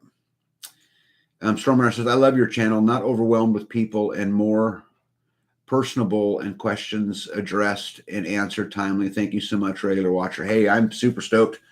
And when I started the channel, one of the things I noticed with a lot of channels and is that they did lives, but they never talked to anybody. They just talked to themselves or talked to whoever they were talking to. And I'm like, well, what's the point of the live then? If I'm going to do, a video where I'm just basically talking to B, I'll just do a video and release it. Right. Let me see. Mandy says, yes, fathead minnows. I checked my receipt after you said the name. Okay, so here's the thing with them is they're feeder fish. Okay, so they're going to scurry around. They're going to eat all the little things. They'll be just fine in there. But they're really meant, the reason why you stock ponds with that type of fish, Mandy, is to feed other fish. So like, for example, let them spend all winter in there and maybe even the spring. Let them build up and then go throw some bass in there, right? Something that will eat them. Let me see. Kathy Burton says aluminum blinds last forever. Concerning the gutters, hang them at a slight angle so that you can run a tube from low end to high end, linking them so that you can water more efficiently. Oh, I love that. Carlene, good night. Kathy, I really like that idea. Jonathan, I'm going to need to worry about icy roads up there in a couple weeks. You might. I mean, right now you won't. Right now it's perfectly fine. It's a little bit cold, bud. It's today, like I think the high today was maybe 40 or 38 or, something like that. But it's cold, but it's not icy at all. Nothing's frozen, which, by the way, I'm going to write down. I got a question for you guys about freezing pipes or a particular kind of pipe. But it's hard to tell, Jonathan. I mean, we could literally get, 2 feet of snow tomorrow, right? I mean, we're in the time of year, right? It's November. And although typically we don't get very much snow till about January, so it would not be typical, but it certainly could happen. Miley, let me see. Miley said, you nailed it, tag live chat. Yeah, I mean, isn't that what a chat's for? Or maybe I'm just a dummy and I don't know any better. I thought it was that the whole purpose of a live chat was so that we could chat. I don't know. I wish I could bring you guys up on the screen and, so you guys were talking too and I could hear you, and I would love that. I would love that, love that, love that. Arthur Lee says, tag, does B do a pumpkin roll? Yes, she does. And actually, I'm adding that to the list. I love pumpkin rolls. Absolutely love them. My aunt used to make the best ones ever, and B kind of has taken over. And B makes all kinds of stuff, guys. And she's not here, so I can admit something. She's great to me. She makes me all kinds of stuff, but it's the harassment of her telling her, where's my, pudding and where's this and where's that. It's just a fun game that we play. Don't tell her I said it because, I don't want to let her in on the little game. But the truth is I'm completely spoiled. EV says fathead minnows and then gives the name, also known as fatheads and toughies, a species of temperate freshwater fish belonging to the Pimaphales family. I hope I said that right. You see, Terminator's a tag when my son gets old gazebo metal sides. Instead of throwing them out, I use them for trellises. Yeah, great idea. I want to make some super trellises out of rebar. I love to fabricate. I love to build, like bumpers and doors and just all this crazy stuff. I'd like to find a whole bunch, and I've got a whole stack of rebar out there. I'd like to make her like some super ones. Probably overkill, but Cul-de-sac Grocery Garden says it's supposed to get down to 19 degrees 4 days in a row here this week. Yeah, so it's cold.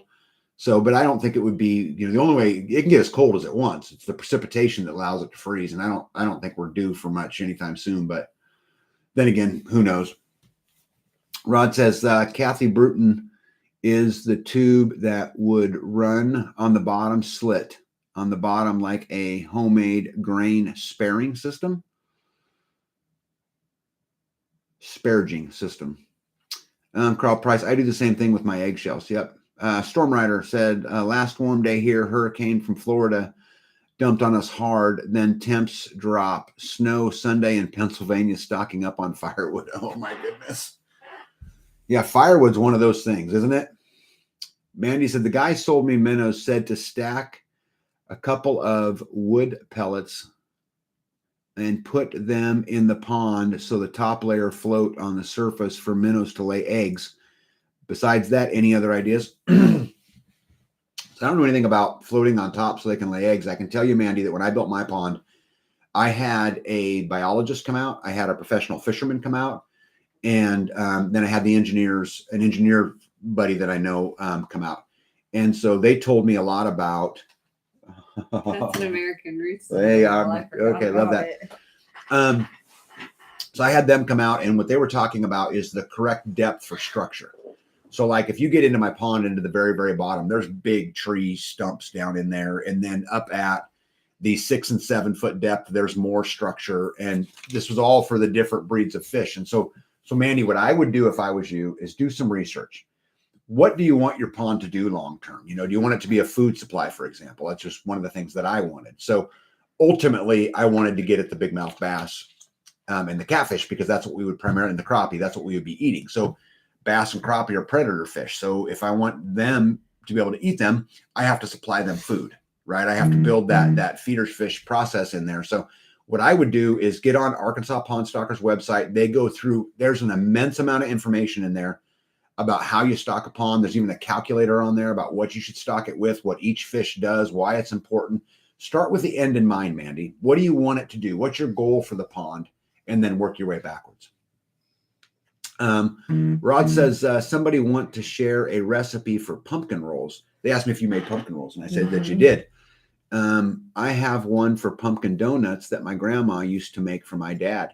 Yeah, pumpkin rolls are amazing. They're just absolutely amazing. The cream cheese and the nuts that are in there, just fabulous.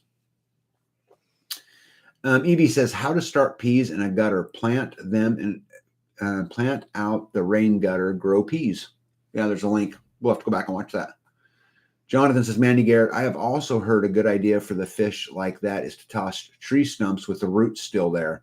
Makes that good habitat. Yeah, so when we cleared out the pond, I saved all the big stumps, and we just intertangled them all the way down the bottom of the pond so that those fish would have lots of places to go. Skeins Girl says to Mandy, people in the South Louisiana use old Christmas trees to make habitat. Yeah.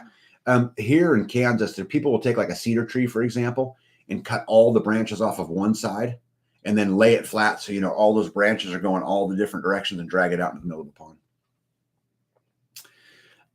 Kelly Ireland's a tag. It was suggested to me to use hardy board siding when I built my house. Do you know anything about it? If so, what is your opinion on that? Yeah, actually, Kelly, I know a lot about this. So I used hardy board siding on my house.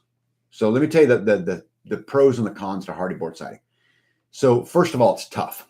So like, let's say you're walking around your house with a weed eater and you hit it with a weed eater. It's not likely going to do anything to the siding, but bounce off of it, right? When like vinyl siding, if you hit it with a weed eater, it's just going to tear it up.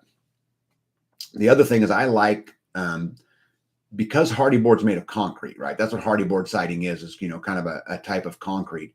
It's just very hard. Putting it up kind of sucks though, because it's like a concrete, it's kind of brittle. So like if you try to put a screw in it, you can break it apart, right? And so when I put mine up, I drill pilot holes for every single screw. And so it's a pain in the butt to get up, but I think it's a superior product. And I really, really like it. And our entire house is done with it. So it doesn't sit in water well. Oh, that's a good point. Yeah. If it's going to, don't put it somewhere that's going to be submerged in water, because it will tear it apart over time. It sheds water, great. But you don't want it anywhere where it's going to be submerged in water. RN says, tag Weatherman Plus on YouTube has a major cold blast heading your way. Yeah. Yep. It's here. Well, you know what the good news is about this? I got all kinds of good news. So RN B just put 2 cords of wood on our back deck. Right. And it's a covered in porch. I have a American Roots cinnamon roll. Oh, that plate is hot, isn't it? Oh, yeah, it's hot. Right there that I'm going to be eating on. Thank you, American Roots. And I got coffee, and I have a beautiful wife, right? Who's not leaving the home. Who you can't hardly get out of the house. So we're in great shape. But thank you, RN. Kathy says, no, it's just you rubber tube. So one gutter drains to the other, and I drain mine into a bucket at the bottom. Yeah.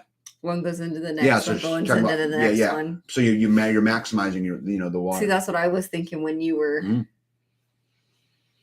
Yeah, I've had some thoughts about ways to do that out of PVC, because PVC is round and they make all those different fittings. You can put a cap in the end with a small pipe to a cap to a. Yeah. And how would you go about doing all of that? But you got so much gutter out there, right? Carl Price says, Kelly, I know several people who use Hardy board. It's been up for 25 years, still looks good. Yeah, the only other thing I don't like about it is you got to paint it. Right? It's the maintenance. But if you paint it right, it should last years and years and years and years, and you should have no problem. Jasper says, sorry, everyone, but I got to run for the night. I started a new supplement the other day, and it seems to be helping my sleep. But since I've had chronic fatigue for years, my body's trying to catch up. Hey, you have a great night. Mandy says, I will definitely check the website out. Thanks, Tag. Yeah, just go read about the different types of fish. I did when we were stocking my pond, and it was awesome just to learn about their habitat and why it's important and how you can help them thrive. Cul-de-sac Grocery Garden says, Shawnee Mission Park in Johnson County lets you come cut down cedar trees for free because they are invasive. It's usually right after Thanksgiving. Yeah. Well, I think that's cool that Shawnee Mission does that, but because I have, 75,000 cedar trees on my property, I think I'll just cut one down here, Let me see. Carol Jean says, can you tell us how you got the semi truck full of Hardy board? Yeah. So I've got a guy that I know who's in the lumber business, and he works with wood. It's wood, but they had ordered a bunch of it in. They'd ordered a bunch for somebody else and didn't end up working out. I got a phone call. I'm big on connecting, guys, and I have a huge network, and I try to meet people every day. And it was a customer didn't pick it up, and they were trying to get rid of it, and so I got it for about 30 cents on the dollar. It was right place at right time. Right, yeah. For that particular. And we sided my entire house with it, her shop, her processing kitchen. Now I got to go start buying it because I'm out of it. But that's how I got it, Kelly. Kelly Allen says, thanks, Tag and B. You are welcome. I don't know what you're thanking me for, but rock on. Maybe she's talking about the siding. The siding. EV says, wear a mask when drilling, cutting Hardy board. Don't want to breathe the dust. Yeah, I think it depends on kind of where you're at. For me, that's probably good advice. I probably can't argue with that. I mean, for me, you're up on a ladder. And, I'm outside, but that's probably good advice. Jonathan says, Carolina, my house has Hardy plank siding on 3 sides, handles the weather and sun extremely well, but heavy and a bit brittle. Mine is 14 years old and still original paint's holding up. Yep. Have you ever considered using aquaponics or hydroponics? Yeah, I would love, Arthur, to get into aquaponics. Hydroponics probably makes more sense on our end because, just where we live and the climate and where we live. But yeah, I would love to do that. Skanes Girl said, had an idea that I could use an old well as a cistern to store overflow from the rain catchment system, concrete culverts for sides. I could throw some bentonite in it and seal it. Thoughts, anyone? Yeah, I don't know if the bentonite would seal that. I mean, bentonite, sinks, right? And it's really good for sealing ponds, but I don't know how much you'd get up. I don't know what you'd have to seal. I'd have to look at it, but I think, at the very least, you should try it because, guys, water is a big deal. Mm-hmm. And if you're not storing water, if you don't have the capacity to store decent amounts of water, especially if you live in the South, right? And I'm not talking about Florida, which gets plenty of rain. I'm more talking about Texas, Arizona, New Mexico, right? I'd be storing water. Evie says you can use cut down pool noodles for hydroponics in place of those expensive cups. Yep. Yeah, I'd be interested in learning how to do that. I can't wait to get to a point on our homestead where enough infrastructure is in place that I can, fiddle. Right. Yeah. I've got tweak things. Yeah. And play and just try to create things that don't exist already. I've got that kind of mind where I can do those kinds of things. And so I'm really looking forward to that. That's why I love, like, hey, I need a ramp. Okay. Mm-hmm. I will do that. Yeah. Yeah. She, B was hauling wood up the stairs. There's 3 steps on the back of my house, and she's got this cart, and she lifts it up one step and lifts it up one step and lifts it up one step. And so she just walked by me and said, hey, honey, I would really like to have a ramp. So I just built her a ramp. It was actually not much to it. Storm Rider says, sorry, off topic, thinking ahead to the spring. I'm new to this, but how can I keep my greenhouse warm for starters versus dozens of starters in my living room? Yeah. So the thing is, your greenhouse is always going to be a little warmer than the outside, right? Always. That you can put, like big barrels of water in there that'll absorb heat during the day and let it out at night. You can heat it with electricity. You can heat it with solar. But I think long term, and again, I don't know, Storm Rider, exactly where you're at, like what climate you're in, but for where we're at, we're going to have 2 weeks here before long that'll be minus 20 every day. And so I think ultimately the Wallapini is the way I'm leaning, because I can then take the heat out of the earth. And I'm not using any resource to do it. I'm not using firewood. I'm not using electricity. I'm not using propane. I'm not using natural gas. And so for me, that's the way I will go. But I think, Storm Rider, first of all, I would say that you're not all that new to this, because you're here, and you're here today when 90% of the population is paying attention to the Kardashians. So I would tell you you're just fine. But, it just depends on your resource. I mean, I think propane's an easy one to heat it. I think natural gas is an easy one. It just depends on what you want to use, Eagle Lover says, I love to fiddle. Yeah, I do too. I can't wait to do more of it. RN says, I use electric space heaters set at 45 degrees. Yep. That's what our neighbor used to do. Yep. Space heater. Yep. Jonathan says, it's a hand dug. Skanes Girl says to Jonathan, it's a hand dug well. I actually fell in it as a toddler while they were digging it about 30 feet deep with picks and shovels. Had a few bruises all of it. Yeah. What a great story that is. And could you imagine digging a 30 feet deep well with picks and shovels? Mm. Let me see. RN says these heaters have a thermostat to conserve electricity. Yep. Helen, hello. She's laughing. I don't know what she's laughing at. Clearly your silliness. Not me. You. Probably Jonathan, because he said throw some dynamite in there. Storm Rider, build cold frames in the greenhouse. Greenhouse indoor temps want to match colder temps. So if you have a cold frame as your second insulator, it will make it 2 zones warmer. Yeah, that's great. I've seen that before. Let me see. Jonathan says what? Jonathan says, paying attention to what was that? I don't know. Evie says, hey, thanks. Helen says, about the Kardashians, I don't follow. Yeah, it's because you probably don't watch them. Congratulations, Helen. Hey, so, okay, next idea, right? This is not something that I get rid of necessarily, but I'm looking for a solution for, and I've got my own ideas and I'll share them with you. But if somebody else has a better idea, let me know. So when I built my pond, I put a drawdown pipe in it. Okay, so at the bottom of my pond, there is a pipe that runs underneath the dam. And then when it comes out the back of the dam, there's just an on-off valve on it. That's all that's there. So it's a piece of, I think it's Schedule 80 pipe that runs all the way. Horizontal. No, 40, Schedule 40 pipe. Runs all the way out with a valve. But I need to insulate it before we get into January and February. And so what I was going to do is short term was just dig out around it, put a 55-gallon plastic drum around it, maybe throw some insulation down in there, pack dirt all around the sides, and let it go until the spring. And then when the spring came, I was going to dig it all back out and actually pour a concrete box around it.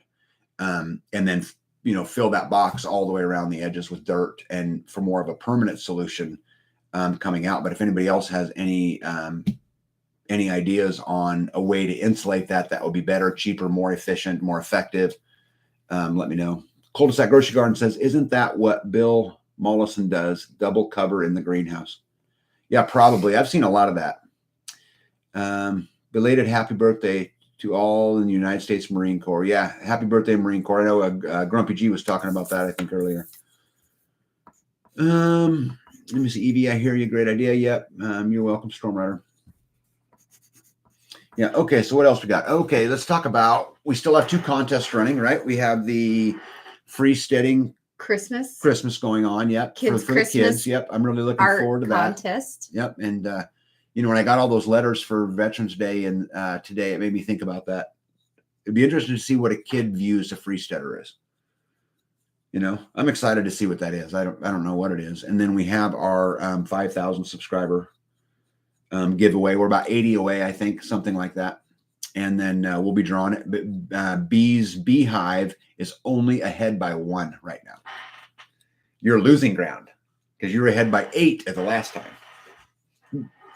So the stapler's making a comeback. I may keep mine. You may end up keeping yours. Yep. I don't mind that. Yeah. I'm okay with that. Yeah. I did think it would be the most popular though. Yeah. Just. It's super cool. Yeah, it is super, super cool. Let me see here. Michael Connolly says, hello from Southwest Kansas. Really enjoy your podcast. Well, we enjoy you being here, and I'm glad you're involved and comment and, help me make fun of Bee and help me convince her to make me, baked goods. Another Kansan. Yep. And another Kansan. Carol Jean says, tag, she is still ahead. Right. Yep. It might be by 1, but she is still ahead. Yep. That just means that I picked the most awesome gift ever. Yeah. Well, I think that it's interesting. At least by 1. Yep. Yeah, that's awesome. Oh, yeah. Yep. Someone's going to take care of that. Who's going to get to it? 5, 4, 3, 2. Someone's going to see that one right there. Yeah. That's spam. Yeah. But I was told, there you go. Eagle Lover got it. They're out of here. Kelly Ireland says, that's a hard decision between the staple gun and the Beehive. Yes. And you know what the cool news is that they're both so good at what they do. Right? I mean, I couldn't live without my stapler. Well, I could, but you couldn't eat it. That's for sure. No, but it just makes life stapling up chicken wire and stuff like that. And I mean, I use them all the time. I'm using it right now to hang insulation in a ceiling, right? Yeah. I mean, it's just so many things. But then at the same time, honey is a great everything. Yeah, add to your breakfast, your medicinal cart, your rooting hormone. Antibiotics, rooting hormone, or how about just honey on cornbread? Yeah. Right. And then wax, soap, chapstick, entertainment. I mean, entertainment, right? Who's going to take a staple gun and go watch it? Well, nobody. I would just sit there and watch your staple gun. No, but use it and think to myself, how cool is this? I'm not. Yeah, but with the bees, you could just sit there and watch. You're a dork. It's amazing.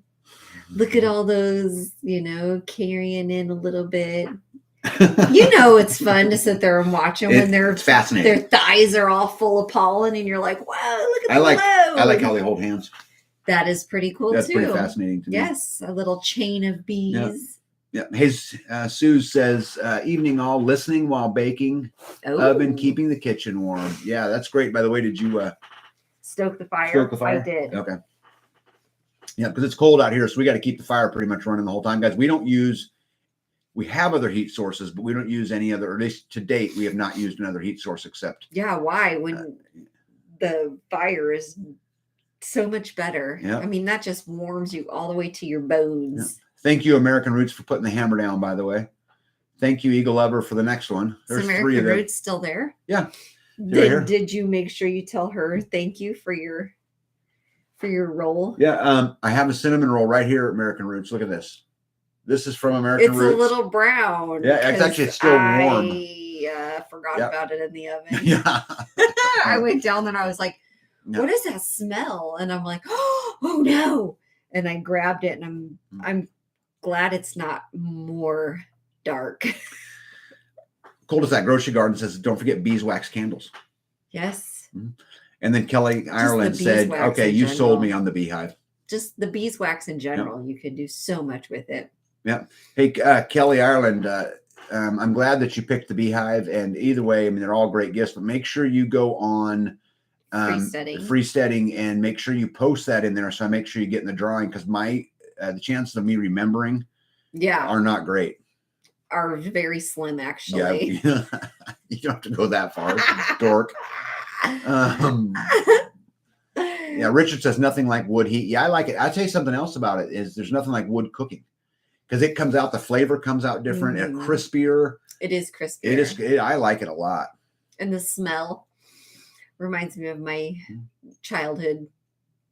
The smell of the wood burning stove. Helen wants to know if you have seen a flow hive. The honey flow drains out when you turn a knob.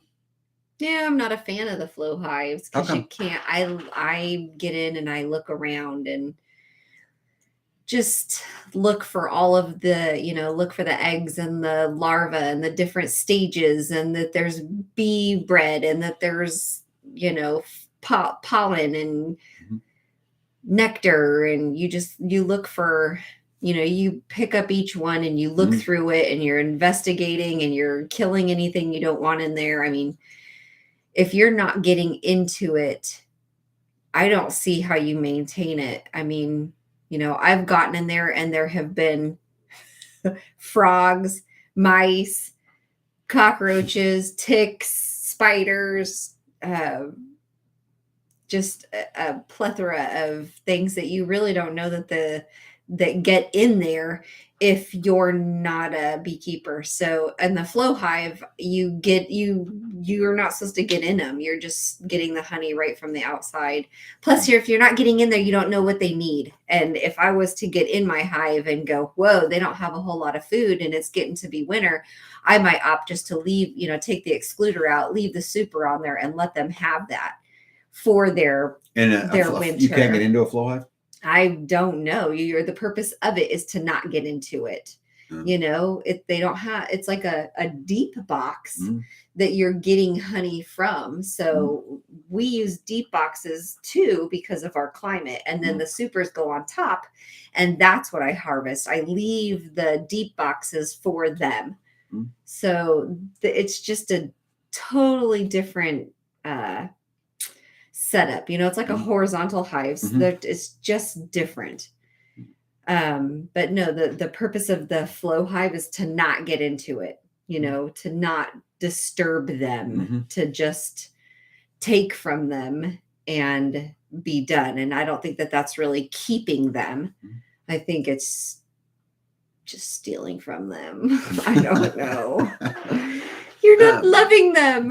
Yeah. Hey, Jason Casper just donated $99 to the cause. How cool is that? Yeah, see that right there? Yeah, I didn't, this is not something that goes on very much, but I'm super appreciative. How cool is that? We'll, as I told everybody before, any of these kind of things that go on, these kind of donations, these kind of things that happen will be donated to Freesteading. Freesteading up until today, still today, and for probably for a while. So I'm paying for it out of my pocket, right? Just to keep it up, to help people, get together and do those kinds of things. So if you guys want to help in the efforts of Freesteading, this is a great way to do it. You have my word that 100% will go directly towards Freesteading, keeping it up, keeping it going, getting the marketplace going, finishing the app, all of those things. So Jason, thank you. Yes, awesome. Thank you. Yeah, let me see here. Never seen that before. Yeah. American Roots says that batch is cursed. No, it's not. It's It's wonderful. not burnt. No. Is it hard? No, I didn't touch it. No, it is soft and beautiful, and I cannot wait. As soon as we hang up on this live, I'm going to eat it, and I'm half tempted to eat it anyway. It did not rise like I thought it would, or would she call it proof? It didn't proof again. Your buddy Hippocrates Garden says beehive, honey, mead.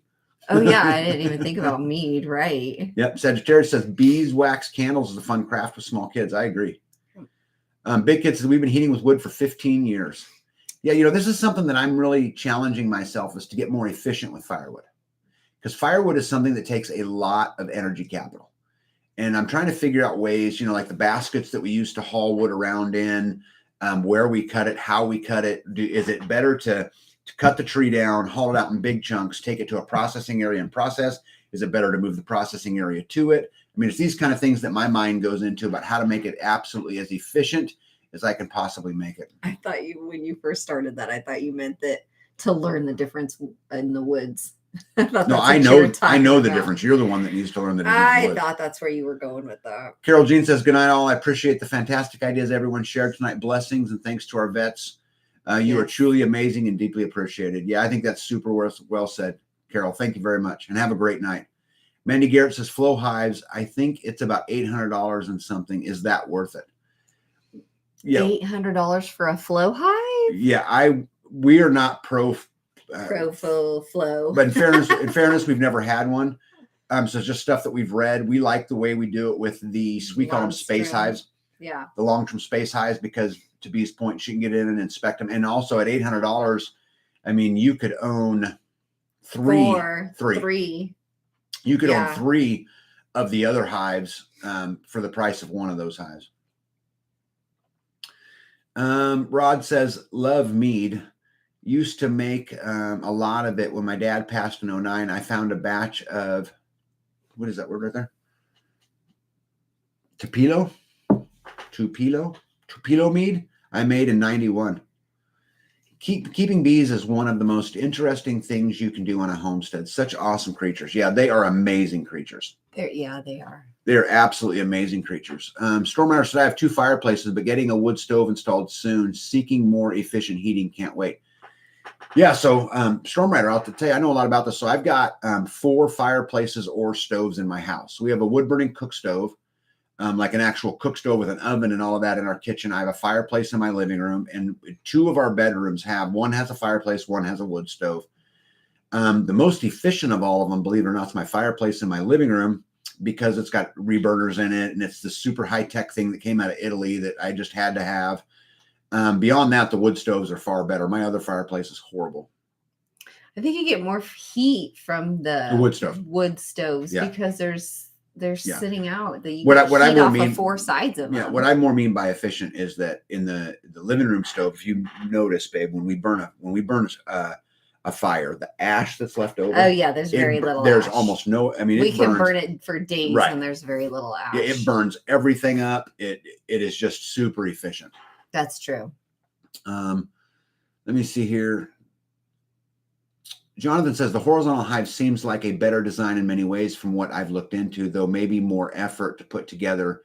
If you make your own, still none are perfect. So what do you think about the horizontal hive to the Langstrom hive? So I have been under the impression that hot air rises, right? Mm-hmm. And cold air falls. So in the climate that we live in, so if the bees are in a cluster and the heat is hitting the south side of the box, and they're in a cluster on, say, the east side of the box, they will not break cluster even to go over even 1 frame to get food. So with the hot air rising, I think it gives them more options to go. I don't know. I think that they have more options or more places, I guess, mm-hmm, to be in the winter time with the double deeps, mm-hmm, because they're tall. instead of long. So with the horizontal hives, they can only go up and down so far because their food is left to right. So they will, I think it's climate. Yeah, plays a big role in that. Mandy Garrett says, good point B. I'm skeptical about the flow hive. I think it would make me lazy. I question whether they work. I mean, I've seen videos and stuff like that, but there's a lot of things out there that I consider a fishing lure designed to catch fishermen instead of fish. And so I don't know, but I'm skeptical as well. Skins Girl says, no such thing as burnt bee. It's just extra brown. Oh. Yeah. Yeah. LJC says, can you talk about why you chose the brand of wood cook stove that you have? Well, yeah, we were going to go with the Kitchen Queen Pioneer Princess. I mean, the Kitchen, right. We were going to buy a Pioneer Princess. But the Kitchen Queen had the reburners. It had the glass door on both the firebox and the oven. It also had the water tank in the back instead of on the side. And it had, the clean out's a whole lot easier too. The Pioneer Princess had a chute to clean out the ash. And the only reason, so I saw that on Off Grid with Doug and Stacy, they had a Pioneer Princess and I was watching them clean it. I was watching Doug clean the Pioneer Princess. And then the Kitchen Queen underneath the oven has a panel that comes off, so it's you have a bigger space to clean it out because you do have to clean the, what is that, creosote, what is in that black flakes that are in it's just the waste of wood, right? Yeah, but it's not ash, it's not gray, it's black, and it's like layers of it looks like fish food. Right? Like goldfish food. It's like flakes and it's black. So you have to scrape. It came with a cleaner. What is that? Like, it's like a rake that you can clean it out with. So we've chose the one that we have because of certain things that I was looking for. So I'm going to interpret what B just said. It's prettier. Okay. So for basically the same money, between, like, when we did all of our research, we came down to the Pioneer Princess and the Kitchen Queen. Those were the two we came up with that we were the most interested in. Price wise was about the same. So the reason we went with the Kitchen Queen is because, first of all, the reburner makes the stove more efficient. And I'm all about efficiency. When you got to go chop your own wood, you know how they say that you don't know the value of water till you have to carry every drop? Just like you don't know the value of power until you have to produce every watt. Well, wood energy is a lot the same way. You don't know the value of that wood until you have to split every piece of wood or haul every piece of wood. So efficiency was big to me.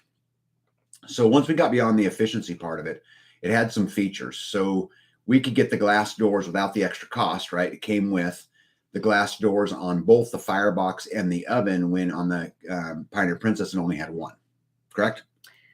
Yeah. Another reason was the coil. Oh, yes. I forgot about that. So in the firebox on my Kitchen Queen, there's actually a tube that runs in there that I haven't done it yet. I plan to do it, that you can hook to a water tank and it will circulate that water all day long. So you always have hot water. To me, that was a secondary hot water source, and one that I could even use today to bathe, to shower, for the tub, for whatever in the case of an emergency. So I really like that feature as well. And so I didn't care about the clean out part, but you did. Because it's just easier, right? The clean out? Yeah, making it was easier to clean. Oh, yes. Yes. Yeah.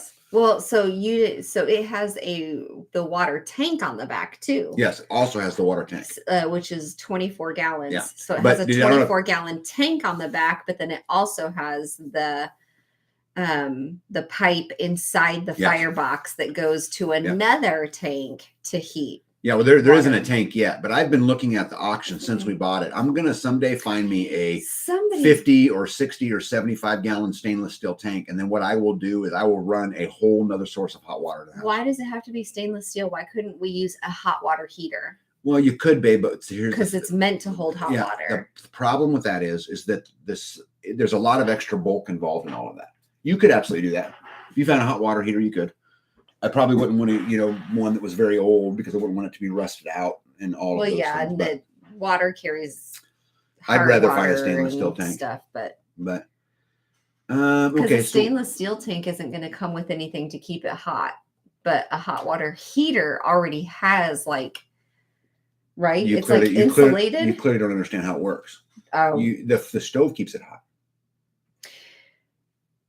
yes, but but the whole tank is hot. Like if you touch it, it's going to be hot. Yes. But a hot water heater, it's like insulated It's in because some way that's that what I it's meant by- not going to be okay. touching. That's what I meant by bulk. You got the inner tank, a space, and the outer tank, the outer wall. That's why you're not filling anything hot, because the tank's on the inside. It's smaller. You're using up that bulk, right? So You're there's using two up space. tanks in that in a hot Well, there's water an heater? inner wall and an outer wall. Yeah. Anyway, okay. Let me see where we're at here. Jason says, I'm a homesteader and I'm very stoked on freesteading. Hey, we're super happy to have you. I know it's a work in progress. And we're, Jason, we're trying to make it better every single day. And the problem is I'm also trying to run a homestead and also trying to be a husband. And, I'm just trying to be everything I can and then spread freedom and talk about how you get to freedom and go, people ask me to go do speaking events and, I'm just a busy guy. So I'm working on it. I'm trying to make it the best we can, but I really appreciate the kind words. Helen says, B, that's a huge scientific job you have. Wow. I had no clue. It's definitely for the experienced. Great job. Guys, but I'll tell you something, Helen, when B decided she wanted to be a beekeeper, she had no experience, right? I still don't. Well, it's because you keep learning. Arthur says, B, just glad you don't have to mess with coiled rope beehive like they used in the early days. Yeah. Yep. It was like a basket. Hippocrates Garden says the more you know about about keeping bees, the less interesting the flow is. Yeah, I agree with that. Oh, Evie's back. Okay, guys, I'm gonna try to get caught up here. Let me see. Okay, Milk and Honey says my family swooped. I'm sorry. Oh my God. Gosh, don't say that. My family scooped cow patties today and add to our compost. Got to pet my Dexter cow. Lovely cow. So sweet. Oh yeah. I like cows. We'd like to get some Dexters maybe. I've got to get more infrastructure in, but Cul-de-sac is a very cool donation. I haven't been on freesteading all week, worked 12 hours. Hope it's not rude of me to say. I get frustrated when people post link after link. I want to see real interaction. Yeah. So here's the thing. It's not rude at all. I actually appreciate that. Here's the thing that I want you guys to know about freesteading, okay, is that I haven't done it yet, but at any point in time, I can turn a switch on in freesteading. And what the switch will allow you to do is you will only then see the stuff that you are personally following.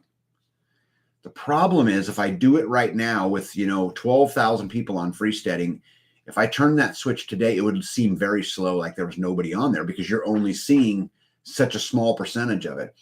And I'm worried that if I do that, new people will come and go, oh, this is lame. There's nothing going on. So I'm hoping to get a little bit of critical mass built up. I'll flip that switch and then you guys can go in there and say, okay, I want to, follow and be involved in the discussions from Life Done Free and the farm and the clinic. And that's it. And then all you're going to see is what's in there. Mandy Garrett says, can you build a Wallapini if land has lots of rocks of all sizes? Oh yeah, for sure. All I got to do is just dig it. I mean, the thing is that people dig through rock all the time, right? So it can absolutely be done. Milk and Honey says, I have vinyl lattice wall on the backside of my hives, adding more wind barrier and some shade. Yeah, we've talked a bunch about, we want to build a second apiary. I want to, probably more than her, because then there's twice to take care of. But and we've talked about doing some of those kind of barriers. Randy says, in nature, bees build vertical. Yeah. Yep. Instead of horizontal. Yep. That's actually, Jonathan, that's a really great point, what Randy said right there. Mandy Garrett got the same problem. Plan to use the rocks to build the south-facing wall in the front. Yep. I've used every rock we've taken out of this place and continue to. I'm hoping to play with Rocket or Rocket Mass someday. Yeah, and I'd love to be involved in that. And I'd love for you to put it out there. Yeah, that'd I'd be like cool. to do that too. Big Kid says, I built a rocket stove water heater that got to over 2,300 degrees Fahrenheit and used it for 8 years until it burned out. Yeah, now that's hot. Yeah. Wanda says, Tag, do you know of someone I could contact regarding info on how to maintain a well pump with a bladder in the tank? Hubby passed away and I have no idea what to do to get this running again. Yeah, Wanda. Yep, I got a guy you can call. Now, he's not going to be in your area, but I think we can get you connected with someone who will. But I know a guy who knows a lot about wells. That's just what he does for a living. Yeah. And so if you email me, tagandb@lifedonefree.com, what I will do is I'll send you his contact information. Let me see, cul-de-sac, where are we at here? Okay, cool. Let me see. Kathy Bruton says they make markers specifically for garden markers. You believe Johnny and Growers Solution has them? Yeah. Okay. Darren from Hacks from the Homestead makes just some killer ones. Some signs. Yeah. If you like the artsy, cute things like that, he makes some great ones, and I'm sure he'd be happy to sell a few pairs or dozens or of several dozen markers. Right. Sorry, what are your feelings about the recent elections? Where is America headed in your opinion? Oh my goodness. Yeah, I am super concerned. Not so much about the elections. I don't really believe, guys, anymore that your vote really matters at the federal level anymore. I think just the way that it works, I think it's kind of a scam, and I don't want to go off on a big old rant. And so I think what we have to do is vote with our dollar. We have to be very selective on where we spend our money. And I would argue that it is cheaper to go buy the tomato that was raised in America than it is to buy the tomato that was raised in Mexico, for example, even though the price tag's higher. Because the more that we continue to contribute to all of the craziness, I think ultimately it becomes, even worse and even more expensive for us. And so I don't think the federal elections matter. Now, I will tell you that I think on a local level, your local school boards, those kind of things you could get super involved in. And I think you can make some dents in it. But what I have chose to do, even beyond all of that, is I'm going to get my life in a manner where I am no longer subject or I am not as, I guess, I don't know what the word I want to. I think that this world is messed up, and I think that they get a hold of us, and it's kind of like modern day slavery, right? And they get you from every corner. I'm going to lessen my dependency on the system, and I'm going to work very hard at doing it because to me, that's the only way I can go about beating the system. And when I say beating it, it's just playing within their rules too, right? So I'm discouraged by the election. Just as a general whole, I can't believe some of the people that got elected that somebody even vote for them, but I don't think it matters. People are so asleep. Yeah, I'll just leave it at that. Hippocrates Garden says, Skep Beehive not legal in the U.S. What's Skep Beehive? You know what he's saying right there? Hippocrates Garden? Right there?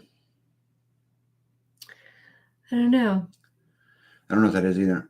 Big Kid says, we now use solar, electric heated hot water, now using a DC element. Yeah, so we use solar in a lot of things as well, but I'd really like to work with this more on hot water. And I want to use, the coil and a big tank and try to see if I could pump it to other places in the house. Cul-de-sac Grocery Garden says, good to hear the plan for freestanding tag. That's encouraging. Yeah, just bear with me, Cul-de-sac Grocery Garden. We're trying to turn it on. Again, I just can't do it yet, but we have the ability. We're ready to do it. It is literally one button, and that's what will happen. So just hang in there. Randy says, how about you give us the ability to flip the switch for ourselves instead of all or none? It's an all or none, though. No, I think I could do it individually. I'm just trying to think that, from a long term, if I let everybody do it individually, does it slow the whole site down, which then makes it harder to attract That's why I users? Thought it was an all or none. Yeah, I'm going to make you a deal, Randy. Let me do a little investigating into this, okay? And I'm not going to make any promises other than I will do some investigating and see if maybe there's a way that I can do that, but not at the cost of, getting freesteading to help people yoke up and do the things that it was designed to do. But you have my word, Randy. Let me look into that. Okay. Hippocrates says, I've been trying to get some more interaction on freesteading, like start a 40-minute Zoom room for people to log into, or offer to schedule a Zoom for interaction, state-based or whatever. Yeah. I was actually joined one of those Zooms. I happened to be sitting here working, and I noticed that there was a Zoom in freesteading. I'm like, this is the coolest thing. It came up on there's the a link. feed. He just posted a link on the feed. Oh. And anybody that wanted to join.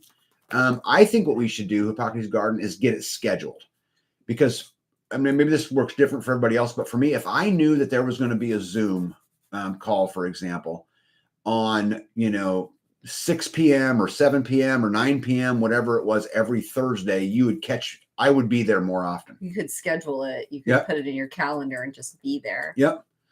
I would like that. And I would be 100% supportive of doing that. And I would love to see the faces of all you wonderful people and actually chit chat. Can you do that on Zoom? Yeah. I really like that. Would be pretty cool. Yeah. I think this would be really, really cool. We could even record it sometimes and post it out there. We could have a lot of fun with it.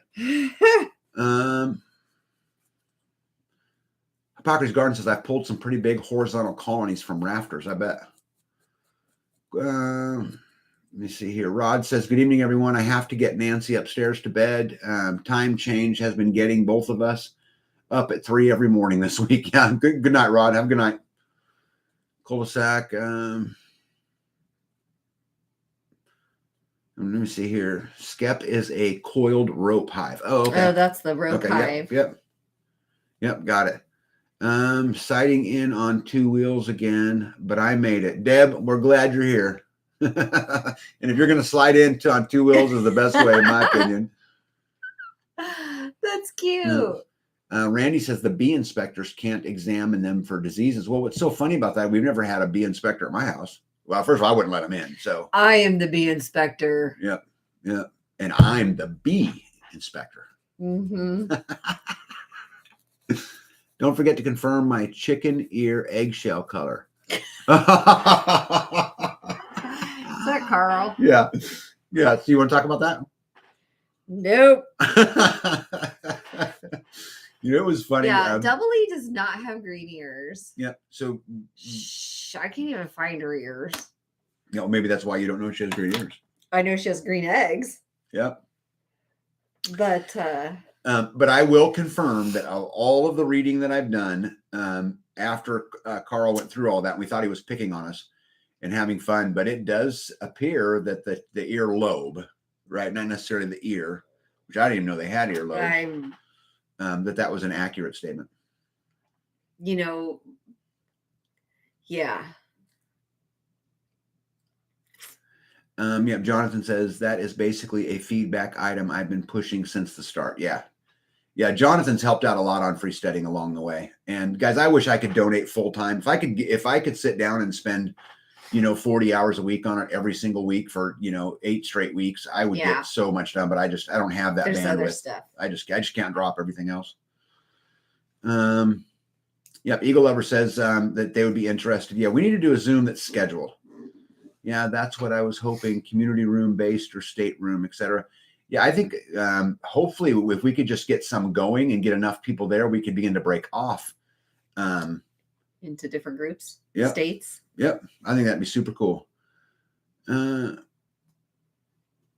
Big Kid says a hot water system set up correctly will thermosiphon. Yeah, so this is what I was talking about, right? Yes, this is exactly what I want to do. Cold, blow hot. Yep.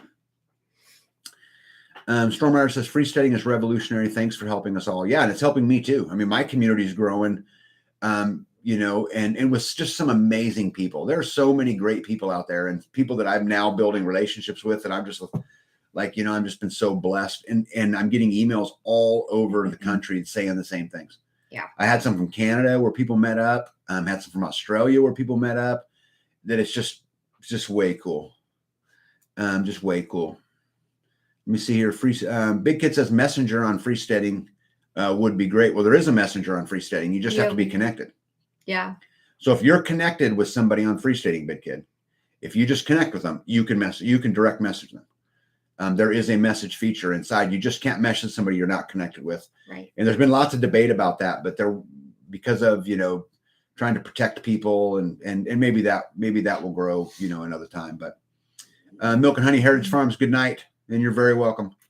Mandy Garrett said, for Zoom, you can give us a theme, then have a contest on the best costume for that theme or something like that. Yeah, I'm game for whatever.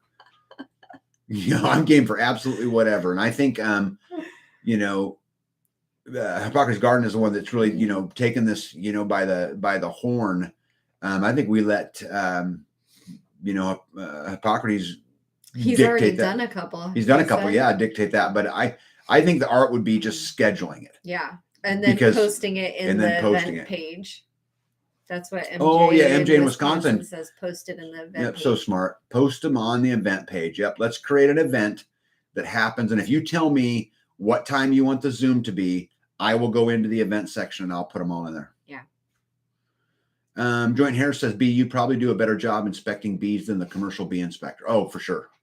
Bee's funny. She actually cracks me up when we're over there because she really, she's just so gentle with the bees, and I don't want to crush them. I don't want to kill them. And they have such hilarious. A short life already. Hippocrates Garden says, anyone else multitasking, watching this and doing some mandolin practice? Yeah.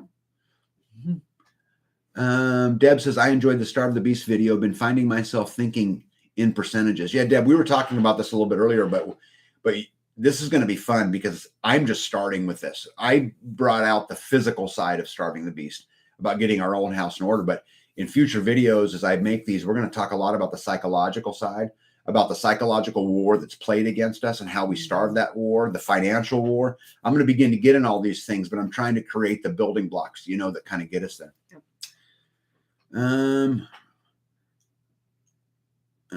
Jonathan said he's doing some dry fire reps. Oh, good for you. And some floor stretches. So are you actually stretching the floor or you're stretching on the floor? Cul-de-sac Grocery Garden says, great idea. I will log on and look for the event. Yeah, I'm 100% in. And I think doing those would be fun. And I will participate in them. B would participate in them. Yeah, if I knew ahead of time. Yep. Big Kid said, I really enjoy being able to pass along stuff I've learned after 15 years of homesteading off grid. So thanks. Yeah, we like learning. Yeah, we like learning. And, somebody who's done it as long as you, Big Kid, you have so much to teach.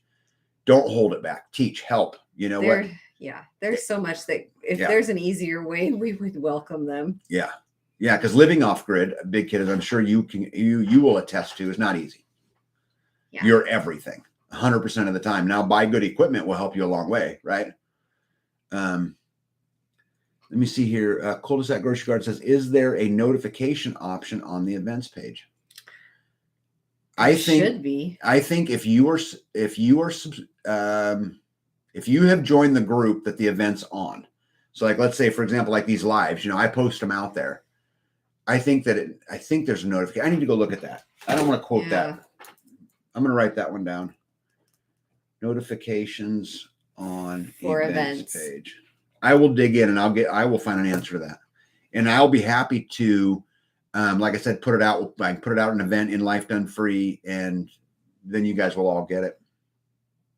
Song of Joy says Song of Joy says applesauce and crock pots, crocheting an Afghan Christmas present, and listening to a live stream. Wonderful. Yeah, we love that. Well, we're not doing anything multitasking. But sitting here, but guys, I'll tell you, I just like you guys do, all day today when I was working, I had somebody going on in the background that I was listening to, teach me something or teach me how not to do something, because I get a lot of that out of it too. But, I listened all day long as I was hanging drywall and insulation and finishing up the wiring, which by the way, today I finished all the wiring for Pod 4. I have no more electricity to run. Thank goodness. Wonderful. It's just one of those jobs. I do not like pulling wire. Like I don't mind hooking up the outlets or the breakers or the switches, but I just don't like pulling water. I don't know. It's just you're just weeding it through in corners, and then you got to go back and get some more slack, and then you got to go over and. Yeah, that's the worst part. Yeah, I just don't like the whole process. No, that's not the worst part of the whole process. I don't like. There are a lot of wires over there. Yeah, I don't like roofing. I don't like sanding drywall. Oh yeah, that's the worst. Yeah, I think any of those I'd put way above that. Life with Mike and Jen. Thank you for the insight on the kitchen cook stove. Oh, you're very welcome. And I'm glad that you're here. And guys, the wood cook stove works great. Bee promises that she will do a video focused on what? The cook stove. About what? How you open this and that opens. Yeah, and this is how you control the temperature. And this is what you've learned as reference to getting the temperature of the oven up, because that's been a process for you. Yeah, but there's times where I'm like, the oven, what do you call that? Dampener. The oven knob is closed. Yep. The oven's at 350. And I'm like, I don't have anything to bake right now. Yeah. But the oven's hot. Yeah. Richard says living off grid starves the beast in so many ways. Guys, it absolutely starves the beast. Yeah. Because, if you think about all of the different things that the average person is dependent upon the powers that be for, electricity, water, sewer, trash, right? Just everything that goes on in their lives, the more of those you eliminate, it's kind of like, I always like to think about it like, World War II or World War I or World War III or whatever it is. And, one of the goals is, not to fight a battle on a whole bunch of fronts, right? Because it splits your supply lines and it keeps your attention and all that. So the more of those you can take away from the system, yes, the less of those fronts that you're trying to wage war on. And then I would also argue that the more you take away you have more resources to deal with the next one. If that makes sense. So I could not agree more. And I think that was said well. Big Kid says, nope, you supply every inch of infrastructure, but it always works or the backup takes care of it. Yeah, I think it's a ton of work, but maybe it's just because I haven't been doing it long enough. Maybe after 15 years, I will say the same thing. Well, he's probably not building his house after 15 years. Yeah. So once you're done with that, I think it will be. Yep. Cul-de-sac Grocery Garden says, not multitasking. I'm laying in bed in the dark with the laptop propped up on my forehead when I type. I am so darn tired. That's why all the typos. I didn't even eat dinner. I'm so tired. Aw, bless your heart. And yet you're here. So guys, Cul-de-sac Grocery Garden is really, really tired. So we could pick on her. No. Okay. Thanks for being here. Stormrider says, I'm relatively new to this lifestyle, but hardworking and a fast learner. I can't express my appreciation for everyone's help. I'm being successful because of all of you. Wonderful. Yeah. And we're super happy to help Stormrider, but I'm going to tell you something. You are being successful because of you. I promise you this is true. Now we can contribute and we can help. And, we can help you grow and learn, and you can help us grow and learn. But at the end of the day, you have to take accountability for your freedom, and you're the one doing it. And my hat is off to you. Yep. Deb says, hey, B, cook a cherry cobbler on the wood cook stove. Well, Deb, you were late to the live today, and we have moved past cherry cobbler. We are now and the community is helping me. We are focused on bread pudding. Because I got my cherry cobbler. I ate it in bed, actually. She brought it to me in bed with ice cream on it. Mm-hmm. And I sat and watched a movie and ate the cherry cobbler. With ice cream. Yeah, with ice cream. Yeah. So, but it's in the past. And one of the focuses to living this kind of lifestyle and to being a great homesteader is to not live in the past. The cherry cobbler's over. On. Pat, next. Oh. Big Kid says, great point, Tag. I can sure teach a whole lot of what not to do. Yeah, and me too. Well, that's how we learn. Yeah. Terminator said, I would love to join a Zoom and get to meet new people. Yeah, me too. Yeah. I think this is a great idea. Life with Mike and Jen say, grab apples you already canned, oatmeal butter, cinnamon, and throw together for a quick cobbler. Problem solved. Yeah, she made me cobbler. And so we're on to bread pudding. That's all I can say. Cobbler is in the past, but cinnamon rolls in the present. Oops. And so is throwing nuts at you. Let me see here. Helen says, when I was 11, I told my parents about the same idea you and B are doing today and told them to get a property with spring water. They laughed at me. I'm 61 now, 50 years ago. Yeah. Isn't that interesting how you always knew? I think that's cool as can be. Carl Price says there are exceptions. Easter eggers and Americanas don't follow the rule of earlobes and egg color. Cool. I might have a lot of those then. Yeah. Hippocrates says Zoom rooms. Give a suggestion of when you would most likely attend. So for me, now this is just me personally, it's going to be early evening. So, 5, 6, 7, 8, maybe o'clock. And typically for me would be, because I do a Friday live, the weekend I'm just buried. So I probably wouldn't make it on a weekend much, but like a Wednesday or a Thursday night, really a Tuesday, Wednesday, Thursday, actually Monday, Tuesday, Wednesday, Thursday, probably okay. Right. So thanks for narrowing that down. Monday through Thursday, and in an evening for me. But I mean, I think see what everybody else has to say about it. Bickett says yes, do that wood cook stove tutorial. Yeah, I agree. Steve Scott, hello. Jonathan says cherry cobbler is so yesterday. Yeah, it's so in the past. Thank you, Jonathan. It is yesterday. That's what I meant. So yesterday. Cul-de-sac Grocery Garden says rub it in tag, rub it in. Because you got cobbler. I got cobbler. And cinnamon rolls before that, but I'm telling you, we are on a mission. I've been asking for bread pudding forever. For like hours. Days. We're on to days. Hours. Yeah, Joan Harris soup's done. Awesome. I'm glad we could spend the time together while you were making soup. Big Kid says, I built a small house here in the beginning until we could sell the house in the city in 2008 and never sold. It never sold, was foreclosed on in 2010. So the main house is yet to come. Yeah, but you're doing it, bud. You're absolutely doing it. And you've got enough experience at it. I'm telling you, you really need to help people. More and more people are becoming awake every day.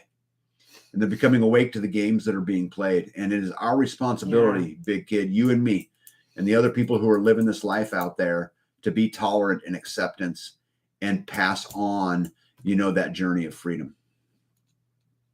Deb says, well, I guess that's what happens when you're late. I'm still mad over losing my Lamborghini. Right. I know, right? Right. I know. And that lucky guy who got that Lamborghini, I haven't heard from him since. Yeah. Kelly says, I can't wait until my pineapple bushes actually grow pineapples. I'm craving pineapple upside down cake. Ooh, that's another good one. I got pumpkin roll. It's going to take a while for my pineapples to produce. I mean, I've been waiting for 2 years, so. Yep. See, where am I at here? Jonathan says, Helen, I wish I had that kind of sense at that age. Yeah, no doubt. Me too. Right. Stormrider says, yes, midweek and evening. Yep, I would agree. Hippocrates Garden challenge, bread pudding in a solar oven. So I've got a video. B just did some cook. What did you cook in the solar oven the other day? You were just cooking in the solar oven. What were you cooking? Butternut squash. Oh, yeah. She's cooking up some butternut squash. We have several solar ovens, and B actually uses them. Especially in the summertime, mainly because you don't really want to heat the house up. And so she's cooking outside in her processing kitchen or the sun oven. That's why I exploded the corn dogs, because it was summertime and I left them in there. They blow up. Deb says, but did you ever collect on your bet about the solar cherry cobbler? Who did I make a bet with? Remind me what my bet was, Deb. About the solar? No, about the cherry cobbler. Deb says, but did you collect on your bet about the cherry cobbler? Who did I have a bet with? I don't remember. So apparently not. But if you remind me who I'm collecting from, you were betting the cherry cobbler. I'm bet that I would guess that it was with like Garen or somebody that I made a bet whether or not I would get cherry cobbler. That's my guess. Oh, Yoda. Was that what it was? Yoda? I don't know. That was the day that I was not here. Oh, I wonder what my bet was. See, Mary Michelle says, don't forget time zones and people on the West Coast for Zoom meetings. Yeah. We'll make sure you put your time in there. Yep. Life with Mike and Jen says, I like watching y'all, but I lived off grid, no electricity, solar heated, gravity fed hot water and kerosene lamps in the 70s growing up. I prefer not to do it again. Yeah. Yeah. Now that's the hard way of being off grid. Life with Mike and Jen, there are easier ways to do it today. Technology has come a long ways from the 70s. Just say it, Jonathan says, Kelly, how long have you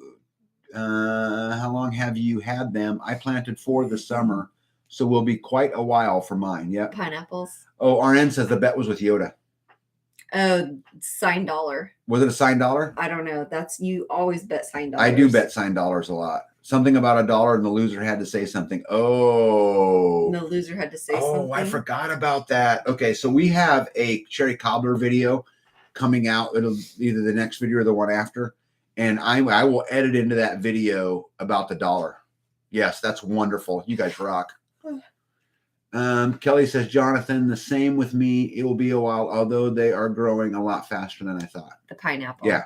Their pineapples are growing fast. What did Yeah. you put on them? Yeah. Probably heat. Yep. Helen says, Jonathan, I also said about bottled water. Again, they laughed and said, where does she get these ideas from? To bottle water? Yeah. In the jars? Yeah. Yeah. Instead of just having empty jars? Yep. Yeah, it's crazy. Yeah, why not? It's crazy the stuff you learn along the way, isn't it? Well, yeah. How many years have I been canning and have never thought to put water in the jars and just let it? Or like if you're doing a batch of salsa and your pot holds 7 jars, right? And you only have 6 jars. Well, one of them often, when you put them in or take them out, often falls over and then you have a problem. So you can put water in the jar in that last space just to hold the spacing up. And then you have in the end a jar of sterile water. So and then you could drink it. Yeah, you can drink it after it's cooled down.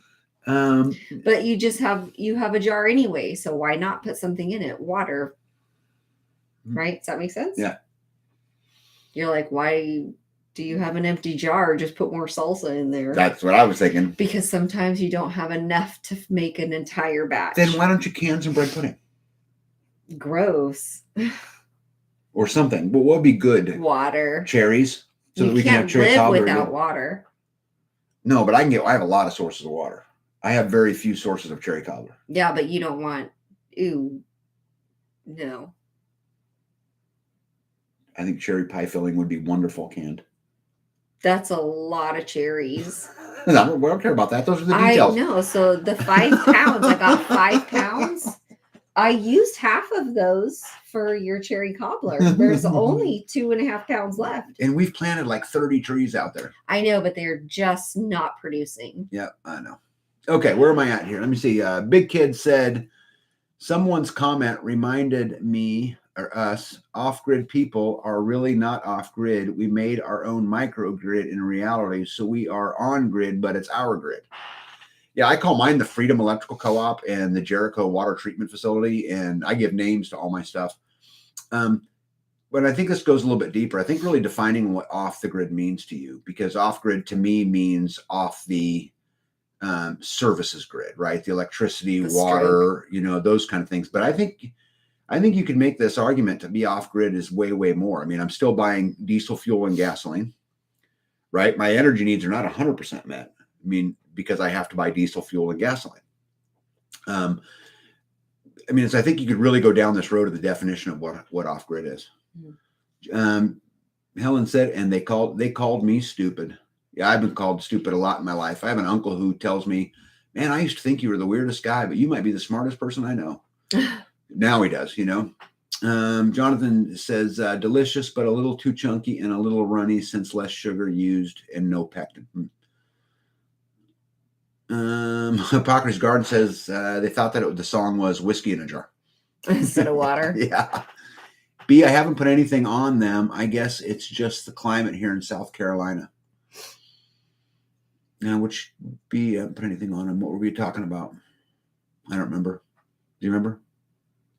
I could scroll up and now I'm going to lose my place. No, okay. I did say, no, I don't know. Sue says, I was trying to teach myself how to can. It did water the first time, so I wasn't worried about losing food if I did anything wrong. Oh, that's a good idea. I was talking about selling bottled water like we have today. Oh, yeah. And now look. Yeah. Big Kid says canned water is good for cleaning wounds and such. Oh, yeah. Jonathan, cook it longer next time and use an immersion blender if you want less chunky. Cul-de-sac Grocery Garden says 30 cherry trees. I only have 2. Oh no. Yeah, we have planted, I don't even know. We might have. They were whips. Yeah, but we might have 80 fruit trees probably. I don't know. I'd have to go up there and count them all. And some die every year and we replace them and RN says, I love the live feed, but the bed is calling my name. Y'all have a blessed night and a great week. Yep, for sure. And have a good night. Carl Price says, more accurately, dark lobes, dark eggs. Light lobes give you light tan, green, and white. It's a live and learn thing. Yeah, that I'm telling you, we had so much laughs, Carl, over this. When we went to bed that night, I was even joking with Bethany, like, what kind of eggs do you lay? And just having fun, and it was a lot of fun. You see, Arthur says, guess you need to plan on drilling an oil well and building your own small refinery. Yeah, see, that's the thing, is that how much of that can you do? I mean, you can't do everything. No, it's hard to get to all of it. But Arthur, I agree with you. I would love to learn about biodiesel, maybe learn about, what is it I can do? Yeah. For myself. Big Kid says, same, I'm buying full. Yeah, I think it really comes down to what your definition of off-grid is. Kelly says, B, you asked me what I put on my pineapple bushes to make them grow. Okay. Oh, what'd she say? Nothing? She said she put nothing on them. Nothing? Yep. Sounds like she's growing them right. I know. Yeah. Yep. So, all right, guys, listen, it's 2 hours and 30 minutes. So I think it is time for us to go. I'm a tired guy, and we'll be back on. Don't forget, guys, next week our live is on Thursday instead of Friday. And why don't you tell them why? On Friday? Yeah. Why are we not doing our live on Friday? We have some people we're meeting with. Yeah, you get more than that. All right, so here's the deal, guys. So there's a group of people that has asked people that they think are like-minded to come together and have a big potluck and get together on this. They are unaware that the communities exist here. So these are people on the other outside of the community that said, hey, the world's a little weird. Maybe we should get together and talk a little bit. And so there's all of these people who don't know all of this goes on right here. Right. They don't know we're weirdos. When I learn to trust them, they're in for a wow surprise. Okay. That this has been going on for, 2 decades right here. But anyway, so we're going to go and spend some time with some new community, some people that have reached out, and we'll kind of see what happens there. Life with Mike and Jen says, thank you, everyone, and be blessed. Yep. No doubt. Keep the community growing. I am trying to grow it every single day. See, pinball starts pea seeds, then slides them right out of the garden rows. Yep. Good night, all. Thanks, Tag and B. Shh. OPSEC. Shh. Yeah. Shh. You got to give them more than that. We're meeting somebody. Yep. You got to tell them who, where we're going to be. Yeah. We're going to be here with 75 people. Big Kid says the biggest mistake most homesteaders and off-gridders make is too many new different projects all at one time. Yeah. Yeah, I'm the king of the 27,000 projects. Yeah. Well, it's because sometimes you're like, oh, wait, I need to get some parts for that. Oh, but let me see this over here I have parts for. Yeah. Or you're like, what I bought at an auction will dictate it. Yeah. But then there's another side too, or how much B pulls me off the projects I'm working on to start new projects for her. I really want to ramp. Right. Today. Yeah, can you just do that real quick? You busy? You didn't notice I'm hanging drywall? You want me to stop everything I'm doing? Can you do something? Trade out tools, get a whole new set of building materials. But I brought you the wood. Yeah. I brought you the wood. I said, can you make it? And then I said, please. Hey, how's your memory?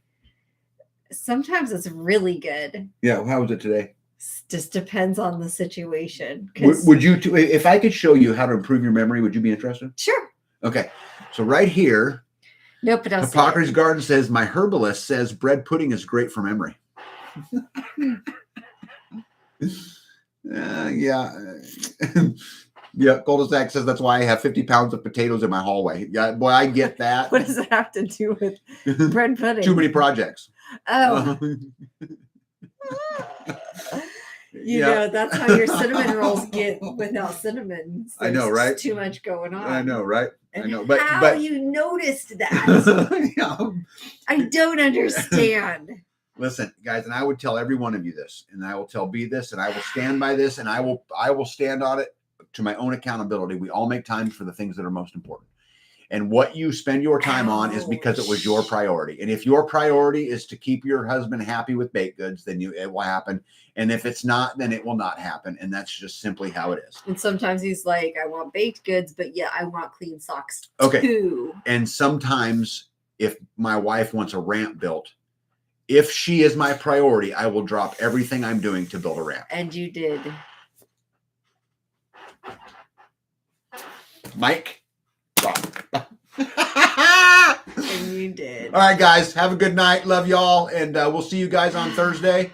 And I look forward to doing the Zoom call. And I guess till we do it next time. All right. See you guys. Hold the line. Yep. See you guys. Hold the line. Don't give an inch. Be out. Yep. See you guys.